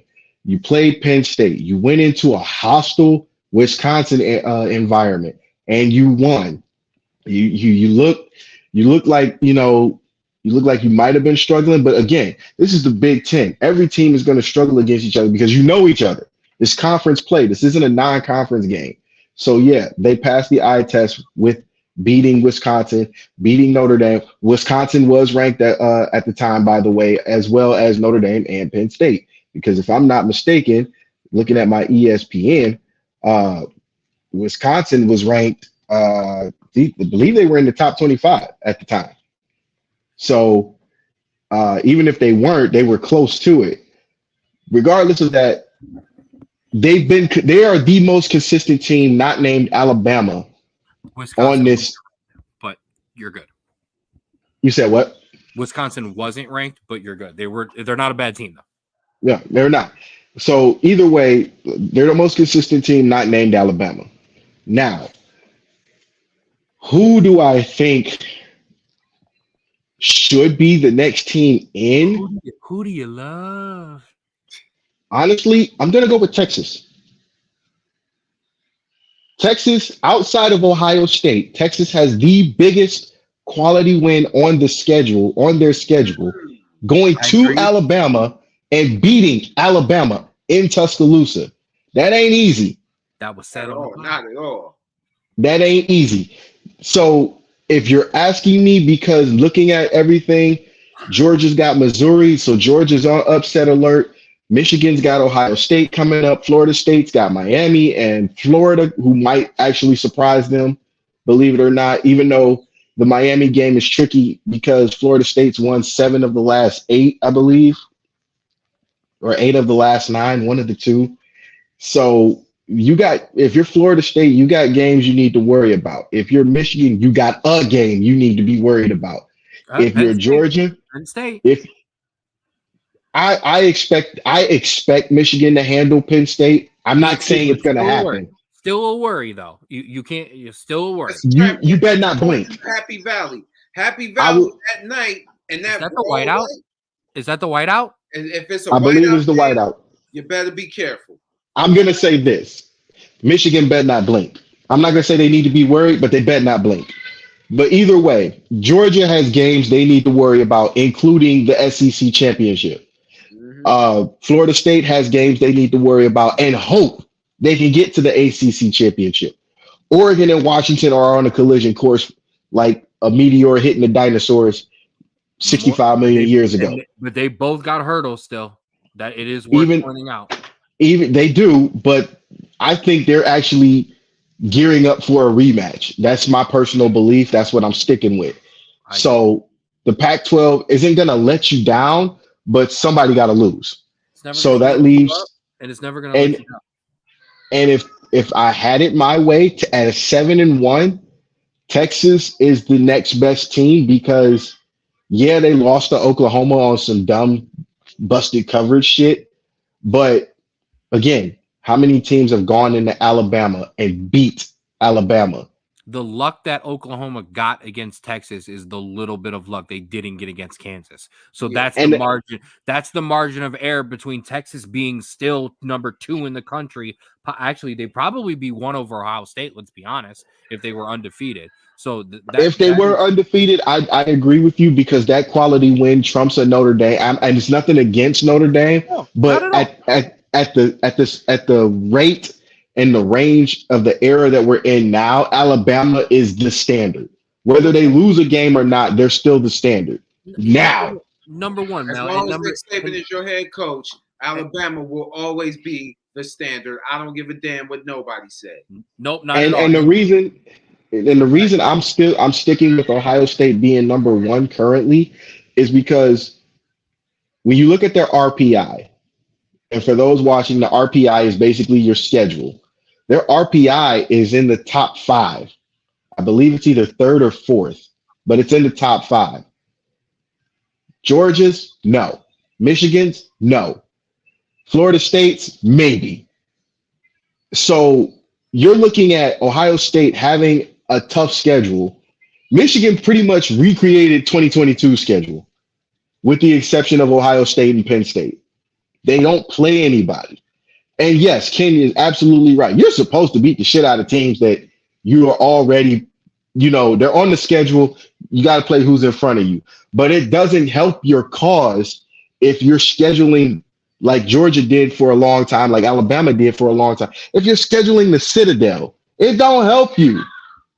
It don't. So I'm going to look at, and apparently there are people that don't agree with us, which is the AP and the coaches poll, because they still have Georgia 1 and Michigan 2, which is fine. But who have they played yet? Right. Missouri comes to town. Missouri comes to town for Georgia. Michigan has to go to Penn State, but that's now. Right. No, I'm saying that's now. Who have you played that was quality that you could say, oh yeah, we beat them. I get you, and You I'm gonna cut you off because I'm gonna force the ball back so I can throw it back to Rico here in a second because I do want to say something because when you said why the AP poll having a difference, I'm gonna tell you why that difference is there because it's why the reason I had Ohio State at 3 and Michigan and Georgia as 1 and 2 was for the same reason they did. Number one, they came in from last year and were those ranked teams, and they haven't done anything to. And here, sorry, Mom, I'm a cussing again. They haven't done anything to fuck it up. Okay. So because they haven't done anything to F it up, I haven't taken them down. Yes, Texas has the best win right now out of any of the top 6 in the country. If Notre Dame doesn't blow a game to Louisville, Ohio State has, I think, arguably still the second best win, but it's starting to touch it even more. So if you guys don't, real quick, because Rico, you had your hand up, jump back in, and then I want to answer my own question. So, Rico, hop back in. Let me ask you this. Is Alabama still considered in that playoff had they not lost to Texas, number one? And then number two, we got to factor in talking about Georgia, Missouri. Missouri almost beat Georgia last year. Mm-hmm. I was actually drunk at a bar in Atlanta watching that game, and everybody in Atlanta almost doodled on themselves because they were scared that Georgia. And I'm up here, I'm like, yeah. Not the doo-doo. Be thinking, they almost lost that game last year. They almost blew that game to Missouri last year. You are 100% right. So I'm gonna jump in and I want to answer my own question because, like I said, I wanted to give them the floor. I've already done a little bit of this. Number one, there's a reason the Georgia Missouri game yesterday was our last preview game of the week because it's the biggest game of the week because Missouri is to be respected. So, my son's home. He might join us. So first things first, does Ohio State deserve number one? What I said on the pod, and I'm going to repeat myself. Yes, but I would not have been upset if Georgia or Michigan were number one. I don't think Florida State deserves to be number one. I think Florida State deserves to be in the 4. I believe they are in there. I don't think they deserve to be 1. I think all 3 other teams have a case for number 1. Ohio State, I've got the best win. I've got the best, and I can't remember exactly how they called it, but basically, here's your schedule in front of you. How if you finish undefeated, how do you rank against everyone else's schedule? Ohio State is number 1. Michigan, eye test, absolutely beating the brakes off of everyone. Offensive, defense, balance, or offensive running game, passing game, balance.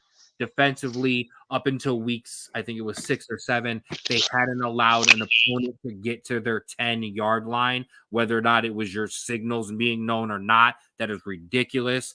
Then you have Georgia, the defending national champions who played a couple close games, but have not slipped up, have not lost. Then when everybody put them in, this is the biggest game all year, they took Florida out back, skinned them and made some boots, okay, out of some Gators, okay? So that Georgia has done everything that they're supposed to do as well. Then you go to Ohio State, very close game against Notre Dame.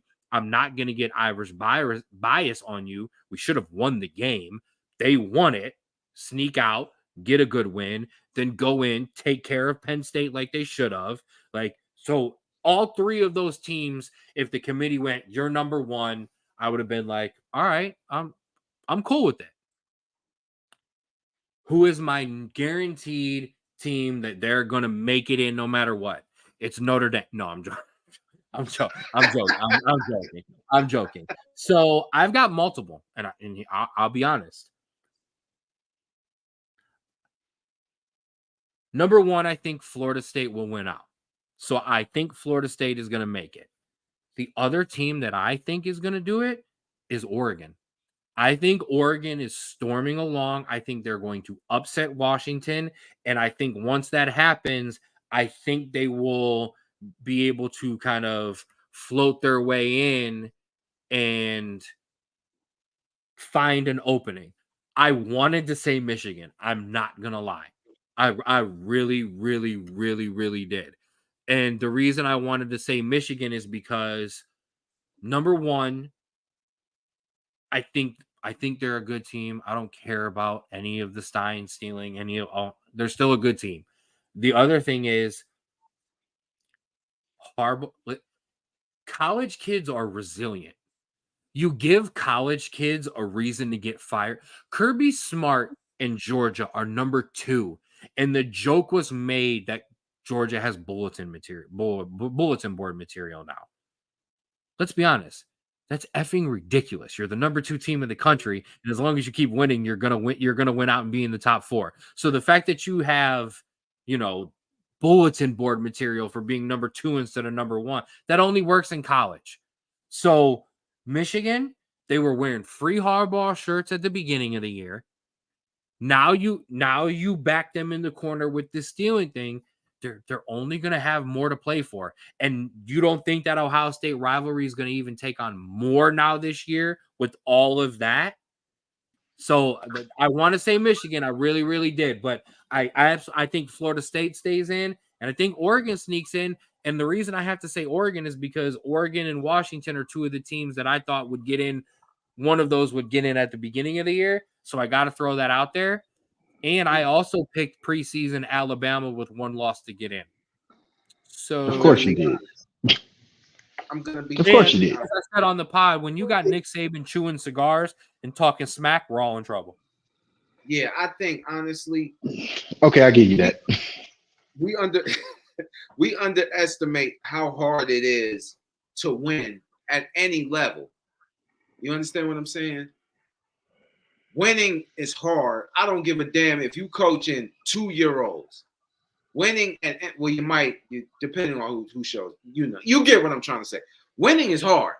I was just coaching 3 and 4-year-olds is ridiculous. Don't even go there. Yeah. And like you said, like to rebuttal your point, college kids are resilient.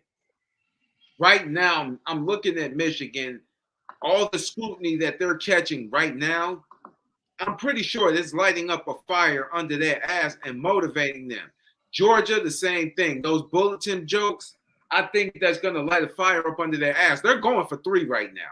They're going for 3 straight. They probably want Bama. They probably want Bama to win out just to beat the shit out of, in their mind, to beat the shit out of them again, just to prove, hey, we ain't no fluke, dog. We out here dog walking everybody.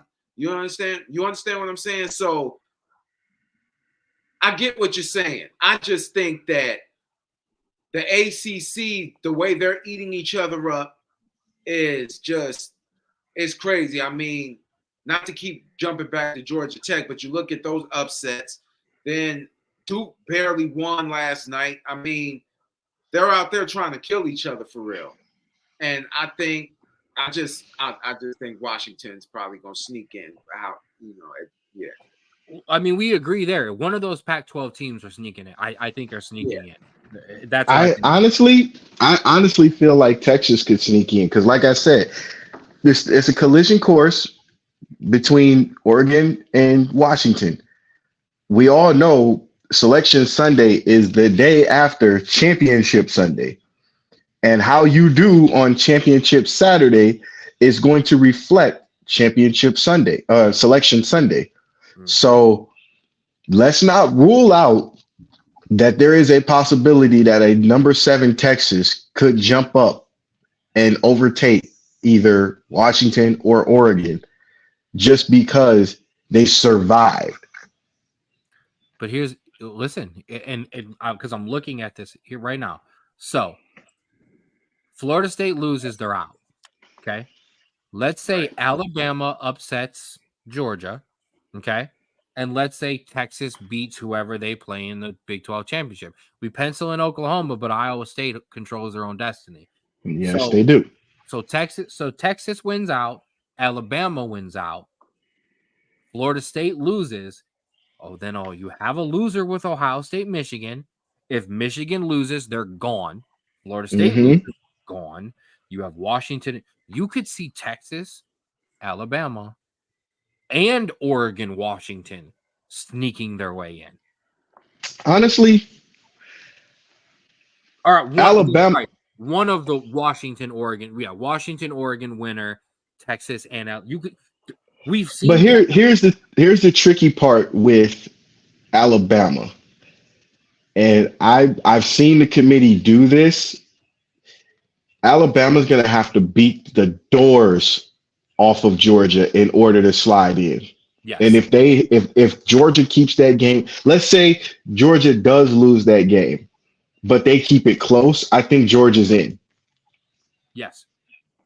Because we've seen that. We've seen that. If Georgia loses? No, if they lose, but they keep the game close, I honestly can see the committee keeping Georgia up there because, well, it's Alabama. Alabama's been in the playoffs since the playoffs started.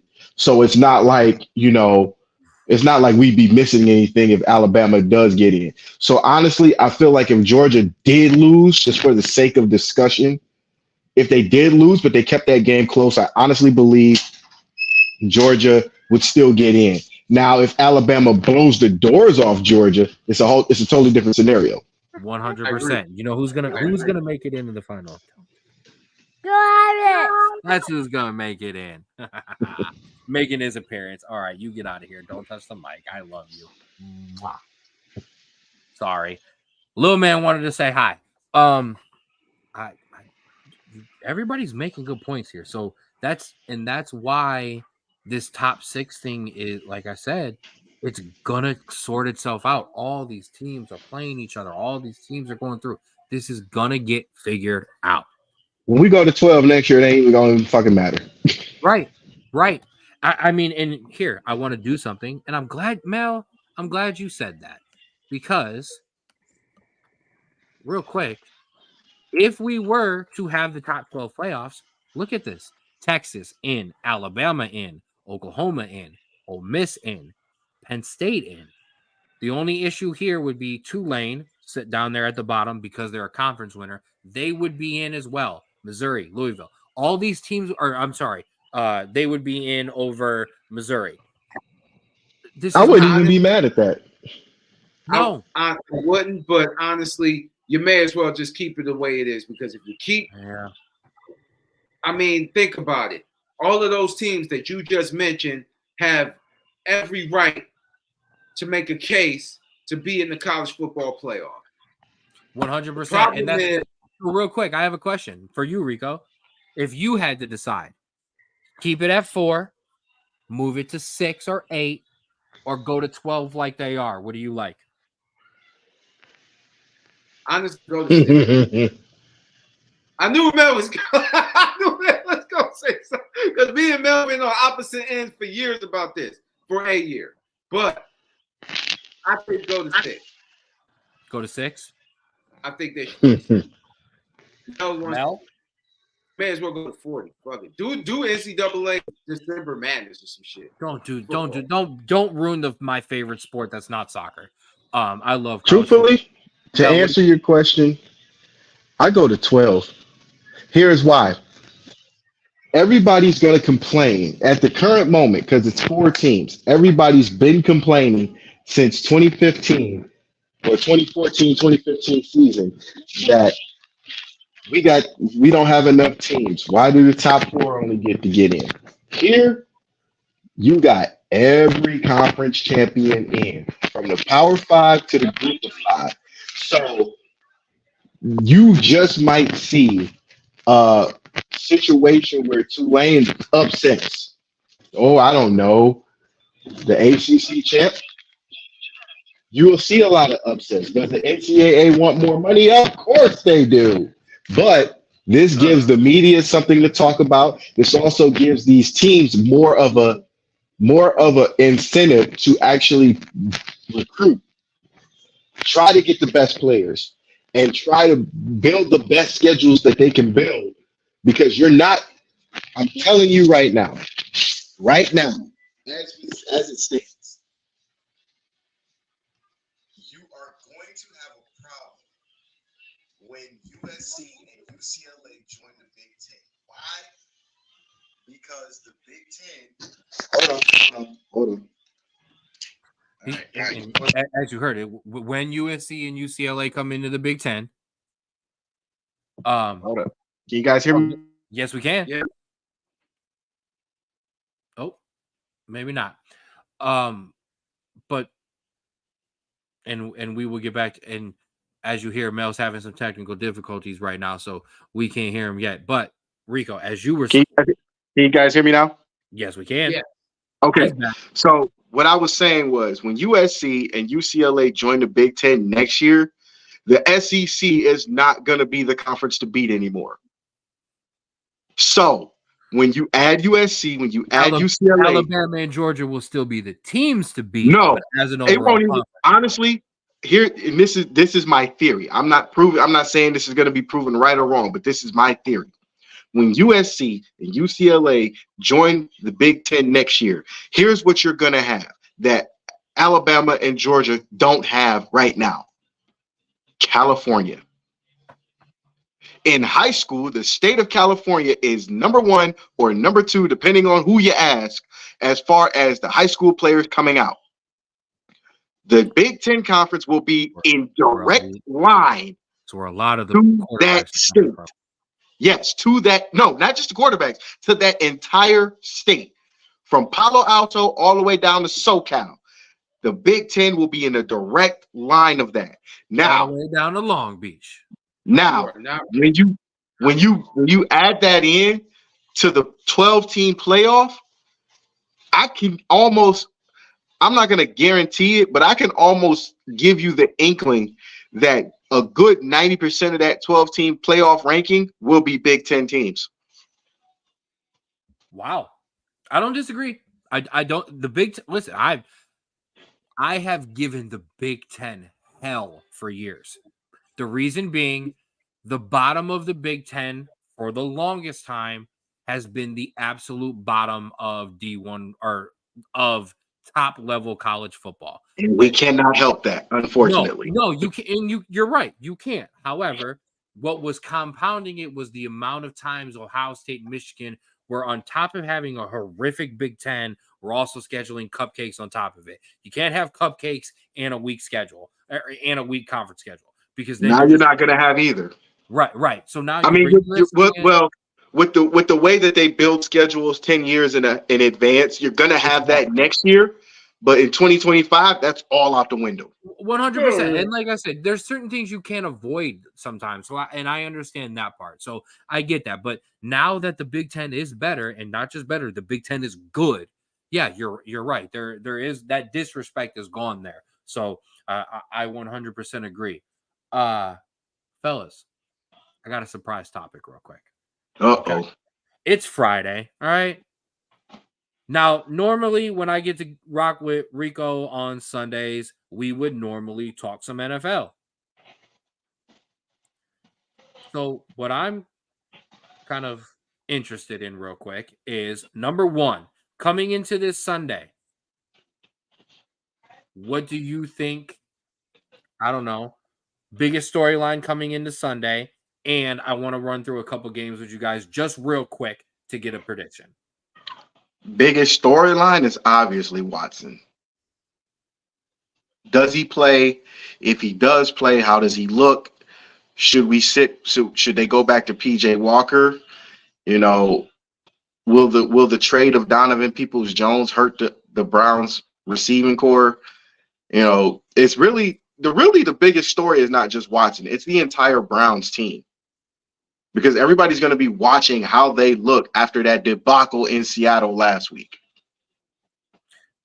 You are 100% correct. Oh, I just want to do something because we are live.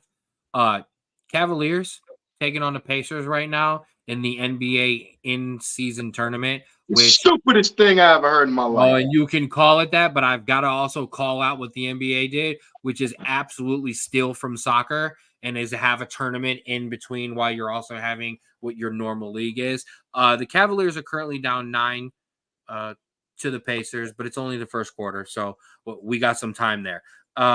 Rico, do you agree that Watson playing? Number one is the biggest storyline coming up, because I know the biggest storyline of the weekend is is Taylor Heineke starting for the Atlanta Falcons over Desmond Ridder, but I'm sorry. Well, You know, Yeah. Rico a Falcons fan, man. You better be careful. One more time. I said, what's bigger, Rico? Watson starting or Taylor Heineke starting over Desmond Ridder? the Browns are playing the Cardinals this Sunday. They're 1-7. Browns you. have one of the top defenses in the league. I mean, This is a listen, chalk game. This is a chalk Kyler game. Murray. Kyler Murray's probably not even going to play because he's battling a knee injury right now. Greg Dortch is questionable. Michael Wilson is questionable, and D. Mercado, if I'm pronouncing his name correctly, I apologize. He's out with a bad toe. I mean, honestly, the biggest question is probably what the hell is going to happen with the Raiders moving forward. They pretty much gouged their front office. The head coach is gone. The offensive coordinator is gone. There were rumors about Devontae Adams wanting out. Jimmy Garoppolo scares the shit out of me, and not in a good way, every time he lines up. So what the hell he gonna do? I think the Raiders do typical Raider shit. Don't get me wrong. This is typical Raider shit. They fire a coach every other 2 years. I mean, let's be honest about it. The Raiders have more coaches since 2021 than the Steelers have since 1969. Exactly. You can't compare those two. Those are apples to oranges, man. Listen, they're still fruits. Yeah, but one tastes good, the other one nobody really cares for. I'm just saying. So I mean, I just wanted to pile on the Raiders, okay? Let's be honest. Would you rather have apple juice for real or orange juice for real? Well, If we're number gonna be in the one, boat, then I'm give me apple diabetic juice and I have one. heartburn issues, so I'm going to take neither and I'll drink some water. Sissy. But this Sunday, they got the Giants. The Raiders are 3-5. I mean, they got their new interim head coach. Right now, the Raiders are probably just the biggest storyline of this week, only because they pretty much cleaning out everybody. Josh McDaniels has been horrible since he's got there, and I don't even know, honestly, if it's his fault. No. I know him and Derek Carr had their issues. No, I think it is. It's time to call it what it is. Josh McDaniels is not a head coach. Josh McDaniels is a A+ coordinator. Because you know why? Because every time he goes back to being a coordinator, the offense does so damn good, he gets a head coaching job, which tells me you are a great coordinator, but you can't do this head coaching stuff. My biggest That's how I feel storyline about Arthur Smith, but that's a whole nother story.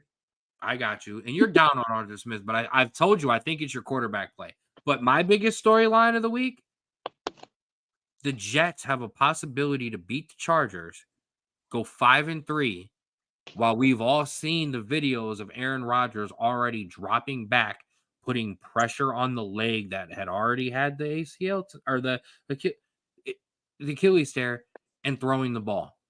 All the Jets have to do is stay afloat, and Aaron Rodgers is going to come back, and he's going to lead them to the Super Bowl, where he will then get hurt, where then Zach Wilson will then lead the Jets to the Super Bowl. I want to know what the hell kind of weed you smoking, and can I get some? No.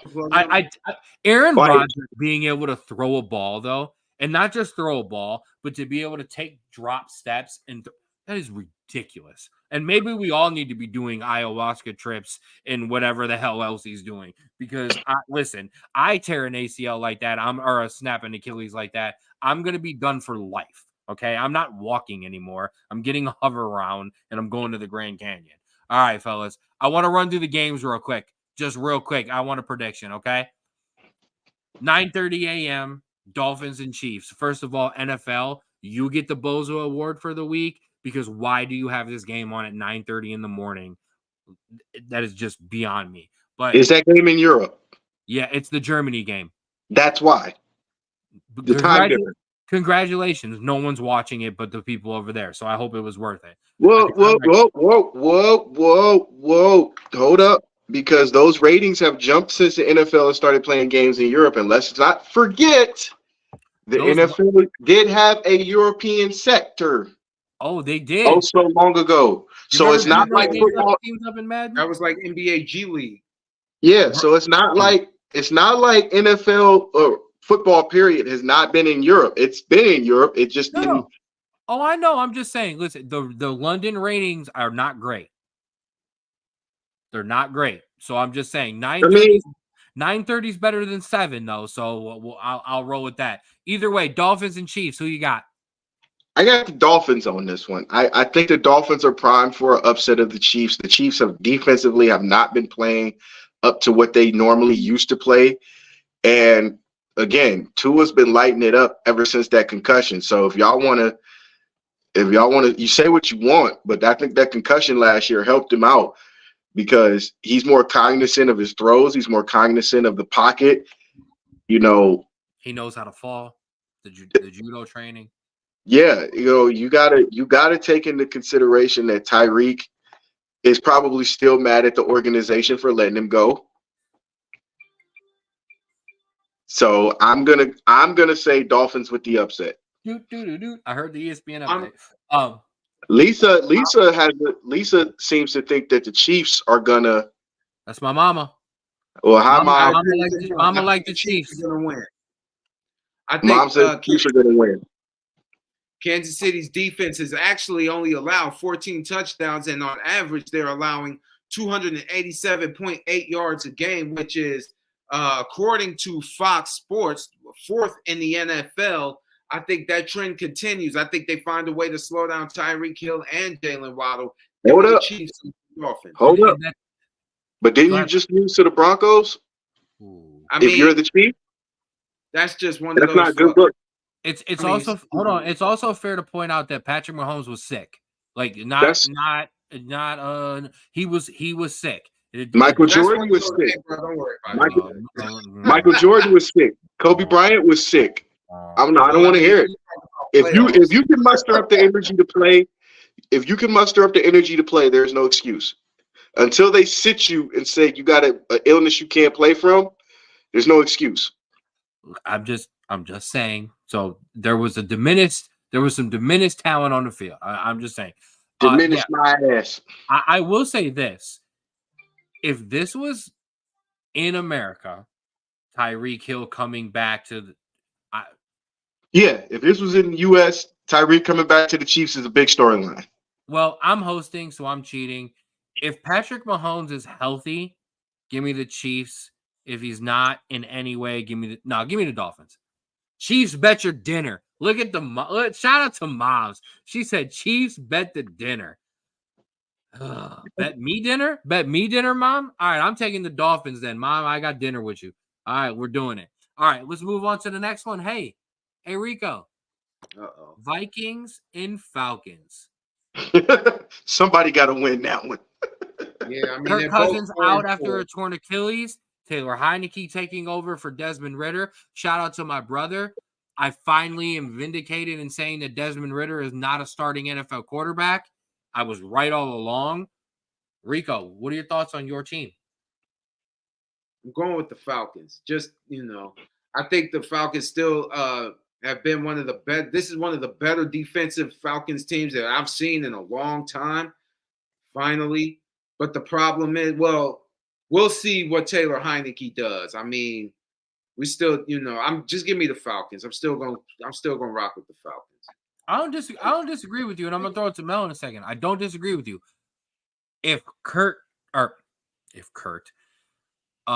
Vikings were healthier, I would think different. I think Heineke's going off. I tried to pick him up in fantasy. I think Heineke is gonna go off. So I like the Falcons too. If Kirk Cousins was healthy, I would pick the Vikings, but he's not. So give me the Falcons.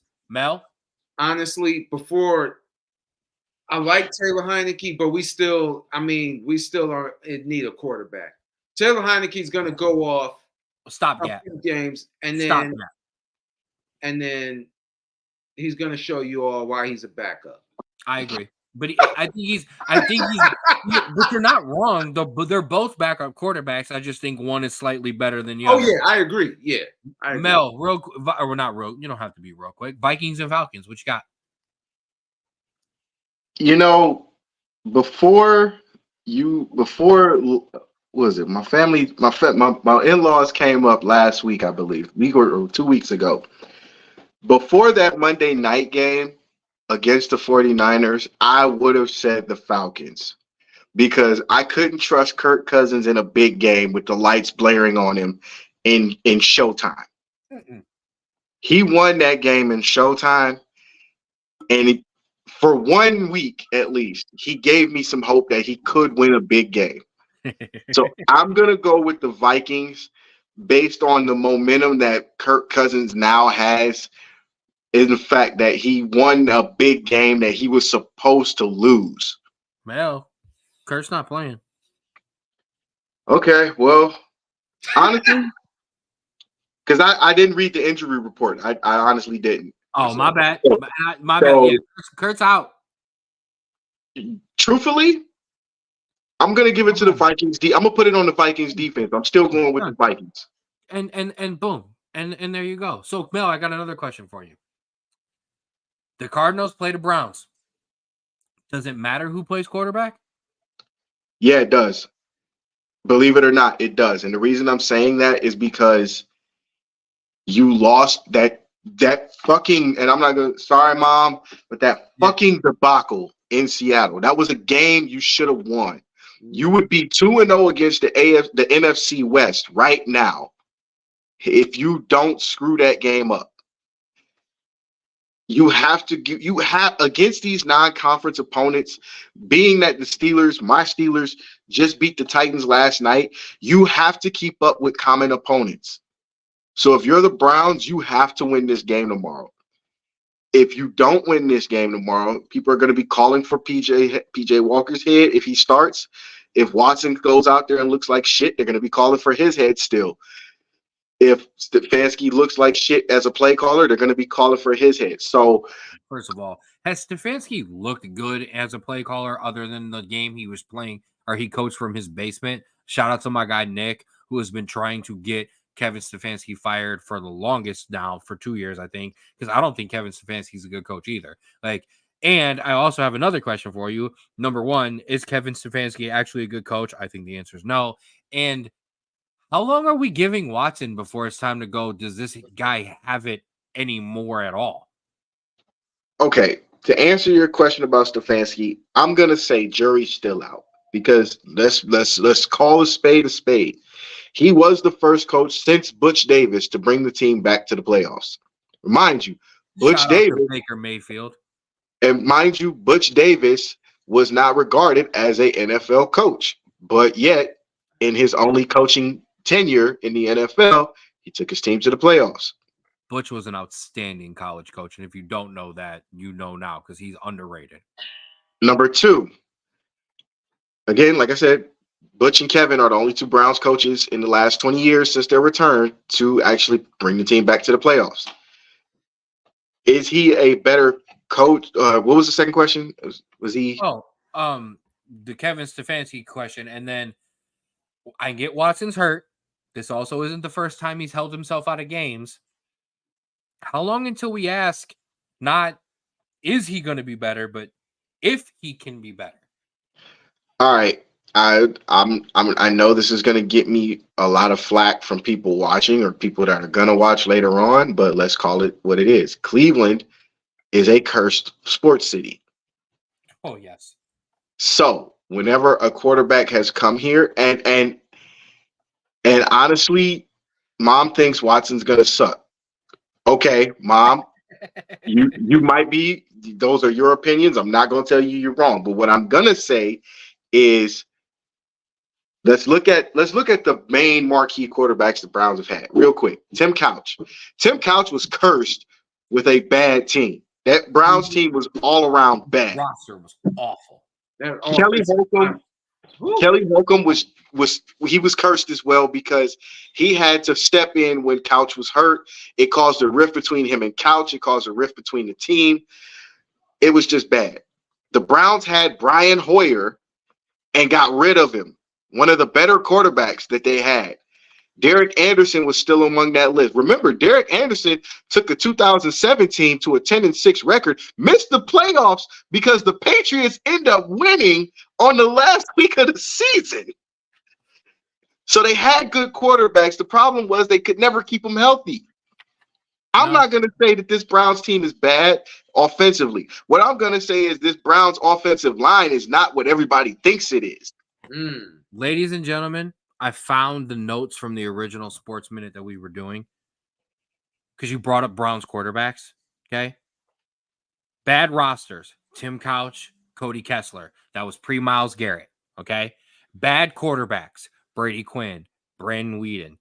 Everyone else has been career backups. Colt McCoy, Josh and Luke McCown, Jeff Garcia, Case Keenum, Brian Hoyer, Jacoby Brissett, and now Baker's a starter, but he'll be a backup. Okay, first off, what do you want these guys to do with it? What do you want them to do? First off, that Jeff Garcia deal was bad all the way around because Jeff was old. At the time, Jeff was old. I love Jeff. I have nothing against Jeff, but Jeff was old at that time. He's not a cold weather quarterback up in age. When you get up in age, he was a career backup. He had a season or two that was good. He's a career backup.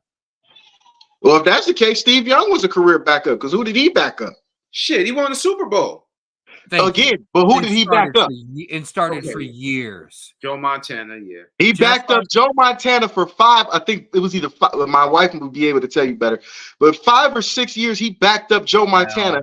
He was a backup quarterback with the LA Express in the USFL.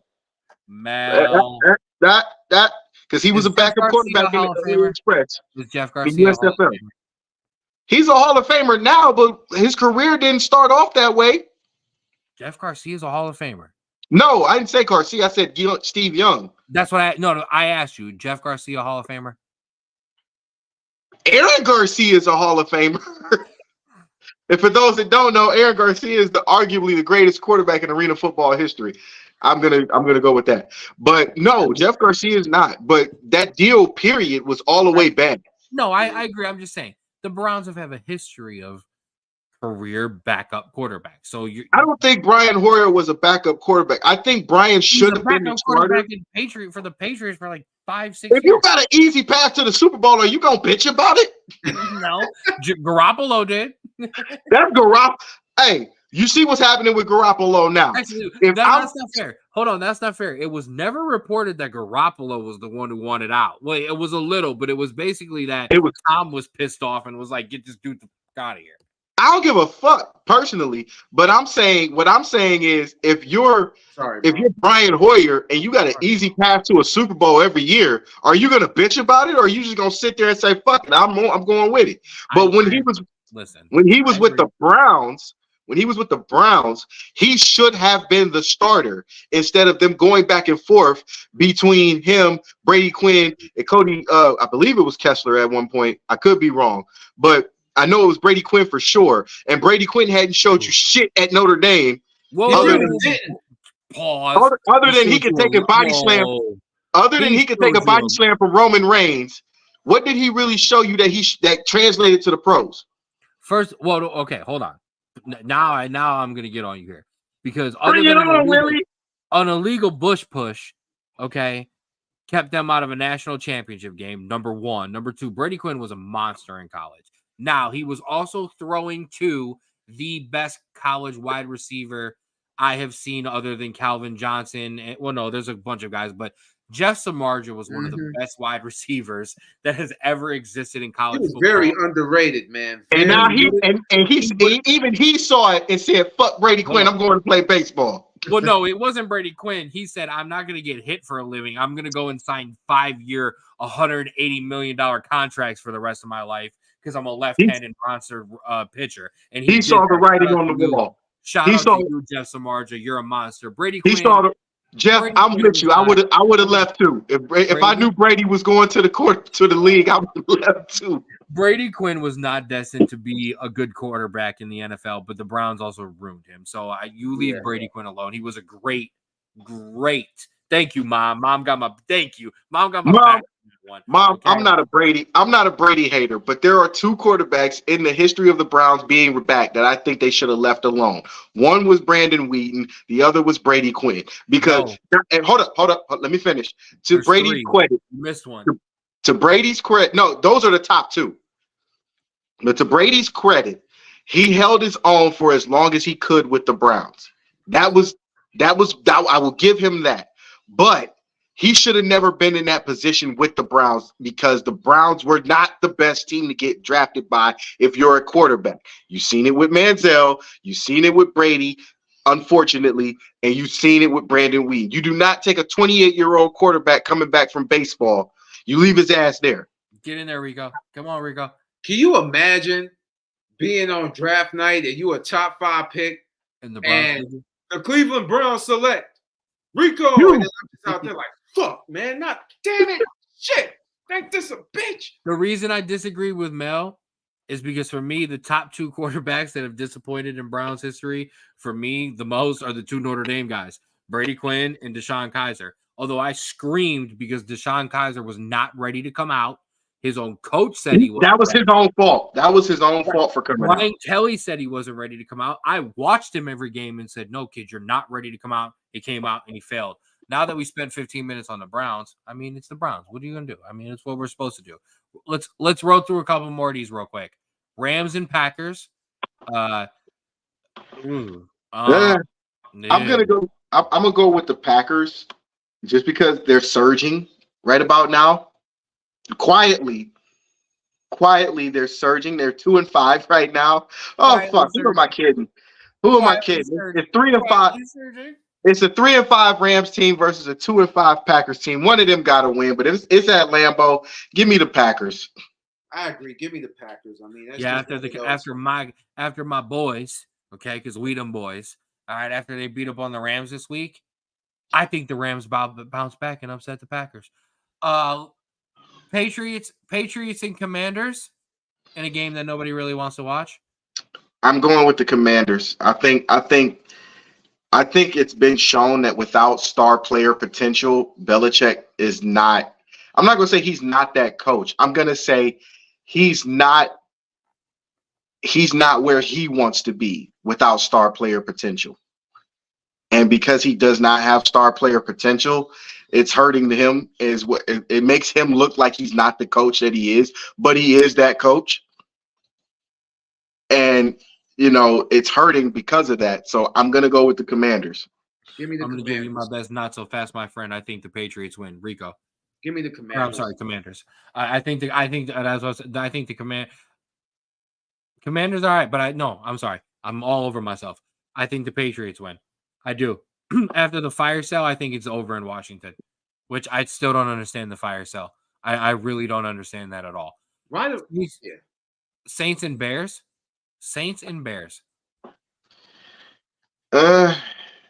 me the Saints. It's in the dome. The Bears. It's not for those watching, especially Mama. It ain't all Justin Fields' fault. It's not. No. Just like it wasn't Mr. Trubisky's fault. And keep in mind, before Justin Fields got there with Mr. Trubisky, they were 2 years in a row, a playoff team with the same exact team that they had the year before, and Matt Nagy as their head coach. So I don't even think this is a player issue. I think this is a front office issue. I don't think the front office knows what the fuck they want to do. This is I'm not slapping them in the face. But I know some Bears fans, and they are not happy with their front office right now. They're not even mad at the team. They're more mad at the front office than they are at the team.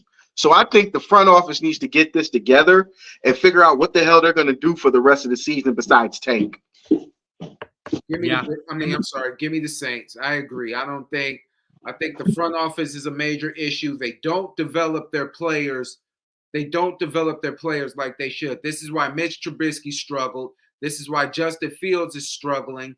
They don't have a lot of talent outside of DJ Moore on offense. Give me the Saints to win big. Yeah. I do want to say, and this is I'm a Cowboys fan. Right. There you go. That's the response. No, I'm not laughing at you for being a Cowboys fan. I'm just laughing at how you said it. You fired. You fired. Rain Dakota Prescott. Listen, I have to believe in him because he's my quarterback. Okay. Same way. He's fired too. Right. If I had Justin Fields, I like Dak Prescott a lot. Okay, I'm just saying if I had Justin Fields, I'm not sitting here and telling you, man. I don't know. I'm sitting here going, all right, come on. Same way I'm not. Unfortunately, Dak has made a lot of it. We don't need to do all that, but we'll get to that later. But I'm just, if I had Justin Fields, I'd be like, all right, cool. I'm good with that. I don't think Justin Fields is the issue. I think Chicago is a dumpster fire and it needs stripped down and if not sold, completely redone. Right, right, not sold. You can't sell Chicago. I'm just saying, strip it down and rerun it. All right, let's keep it rolling. Seahawks and Ravens. First of all, this is an amazing game. This is going to be a good game. I like this game. Tell me why Lamar doesn't outplay Geno, because I've got the Ravens. He does outplay Geno. There you go. Who the hell said that? He outplays Geno. Comeback player of the year. Give Seattle a chance. I'm not giving Seattle a chance. Lamar Jackson is the X factor. You saw what he did to a great Browns defense in what week was it? Week 2 or 3? You saw what he did to Myles Garrett in the defense, and he's got to see them again. I think it'll be a different outcome this time, but that's a game that we got to see in the future. But for right now, who do the Seahawks? Who do the Seabirds have that can slow down Lamar Jackson or can be a threat to Lamar Jackson? I mean, Straub, if you want to give me a touchdown in fantasy on Sunday, I'd really love it. Because truthfully, this ain't the Legion of Boom. If this was the Legion of Boom, I'd be like, all right, look, I'm going with the Seahawks. If you're Lamar Jackson, you got to worry about too much. If you're the Seahawks defense, you got to worry about Lamar Jackson doing too much. So I'm going with the Ratbirds. Ratbirds. What you got, Rico? Give me the Seahawks in an upset. I think they're going to find a way to get it done. Give me the Seahawks in an upset. I do like it. Hey, hold up. This game is in Baltimore. Keep that in mind. It's hostile. Oh, absolutely hostile. Absolutely. Both of these teams as Detroit and beat Detroit. I mean, both of these teams have good home field advantage. We all know about Seattle's home field advantage, and I've actually seen a game in Baltimore, so I actually know that home field advantage. I've seen it too. Buccaneers and Texans. Rico, Baker touchdown maker versus CJ Straub, who has absolutely lit it up this year as a rookie. What do you think? I think Houston's defense is very underrated this year. CJ Straub has been balling out, but his defense has really been putting the clamps on motherfuckers. Give me the Texans over the Buccaneers. I like it, Mel. CJ Straub make Baker look foolish out here going with the Texans. Man, I gotta do this. And Rico, me and Terrell gotta stay locked in on this Baker thing. Baker touchdown maker. Give me all the State Farm commercials. Give me Baker. Give me the Bucks. Okay. Colts and Panthers. I like the Panthers. I'm going with the Colts. The better defense is in Indianapolis in this game, and you saw what they did offensively to the Browns defense, even though they lost that game. I'm going with the Colts. Honestly, give me the Colts too. I don't know. Carolina's. They pretty much right now what it looks like is they're setting Bryce Young up for failure, and I'm a little concerned. The defense is actually not bad though. Carolina's defense is not bad. It's just their offense is terrible, and it's not Bryce Young's fault at all. No, but I don't think they're gonna muster up enough to beat the Colts. It's in Indianapolis, right? No, it's in Carolina. Okay, well, he's gonna have the home crowd behind him. You spend all that damn money. You traded to get him. I mean, he's got to get it done. He got to learn sooner or later. Give me. I don't think he's gonna learn this Sunday though. Give me the Colts. Giants and Raiders. Moving on. Sorry. Moving on. We're breaking on 3 hours, and I threw this at the guys without them knowing. So yeah, moving on. Cowboys, the Raiders don't Raider. Raiders gonna Raider? Yeah, the Giants might giant. You don't know what they're gonna do. I mean, that's very true. Cowboys and Eagles. Oh man. You know what? This is a hell of a game to watch. You know why? This is gonna decide the NFC playoff picture, right? Yeah. This game right here, in my opinion, at week 8 is going to decide the NFC playoff picture. Why? Because the rematch is going to be in Dallas. But if the Eagles win, they are in control of the division. Keep that in mind. And if the last time they were in the control of the division, guess what happened? They ended up going to the Super Bowl. Give me the Eagles. Give me the Eagles. Rico? You know what? I don't know what it is about these defenses that Dak struggles, but when he's facing a solid defense, Dak tends to struggle. I'm sorry, Ken. You know you my dog. You know I love you, but I got to go with the Eagles. Listen, I mean, like I said, and you get the same thing from me when I talk about Notre Dame. I'm honest with you, okay? Dak struggles in big games. Dak struggles against good teams. Dak struggles against good defenses. He has struggled this year against good teams and good defenses. So the Eagles, who kind of struggled the first couple weeks of the season, are now catching fire, now getting in stride. AJ Brown's going over 150, almost 200 yards almost every week. Like Eagles are rolling. This isn't this is just what it is. We them boys. Mom, it's 3-1. Even Mom is against you on this one. Ray Dakota Prescott, Micah Parsons, we going and we winning. You know what? If the Eagles upset the Cowboys, I would not be surprised. Be surprised. Listen, that's blind faith and just stupidity. Eagles will probably win the game, but I gotta roll with my boys because I just gotta roll with my boys. Okay, listen, leave me alone. All right. Let's go. We got 2 left. Bills and Bengals Sunday night. Yes, I am here for it. I love it. Joey Burrow versus Mr. Allen. Chase versus Diggs. This is a great game. This is a Tecmo Bowl game. Bengals are at home. I know the Bill. I like the Bengals. This is a Tecmo Super Bowl game early in the season. Yes. The Bills' defense is what's the X factor here. If they can get after Burrow and make him uncomfortable, it's going to be a long game. So I'm going to go with the Bills only if they can get to Burrow consistently. I'm going to go with Cincinnati. I think Cincinnati finds a way to win this game. It's in Cincinnati. I just think, I don't know, Joey Burrow just has a never say die attitude. And I don't know. I just think it's going to show up tonight. I don't really have no stats, man. I just think Cincy going to get the win. Like I said, everybody, I threw it at these guys real quick. I just wanted to see. I just want to get off the dome. We in the booth with Jay-Z thoughts, giving it to you straight and live. I agreed with you. I like the Bengals. Mom likes the Bills. All right, last one. Jets and Chargers. Listen, in Iowa, in all the crazy, not all the crazy things Aaron Rodgers believes in, because we're not going to go in all in depth. Listen, give me the Aaron Rodgers coach Jets over my favorite quarterback who can't win, Justin Herbert, and the Chargers. I like the Jets, because this defense is playing lights out. I don't like the Chargers head coach. And I think they need a regime change and some refresh in San Diego, in LA, because I don't think the Chargers are doing what they're supposed to be doing right now. Give me the Jets.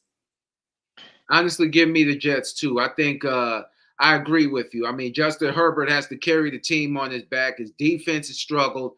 Hell, the offense has struggled. The offense is looking kind of predictable. I blame the play calling. I don't think it's going to make much of a difference this weekend. Give me the Jets over the Chargers.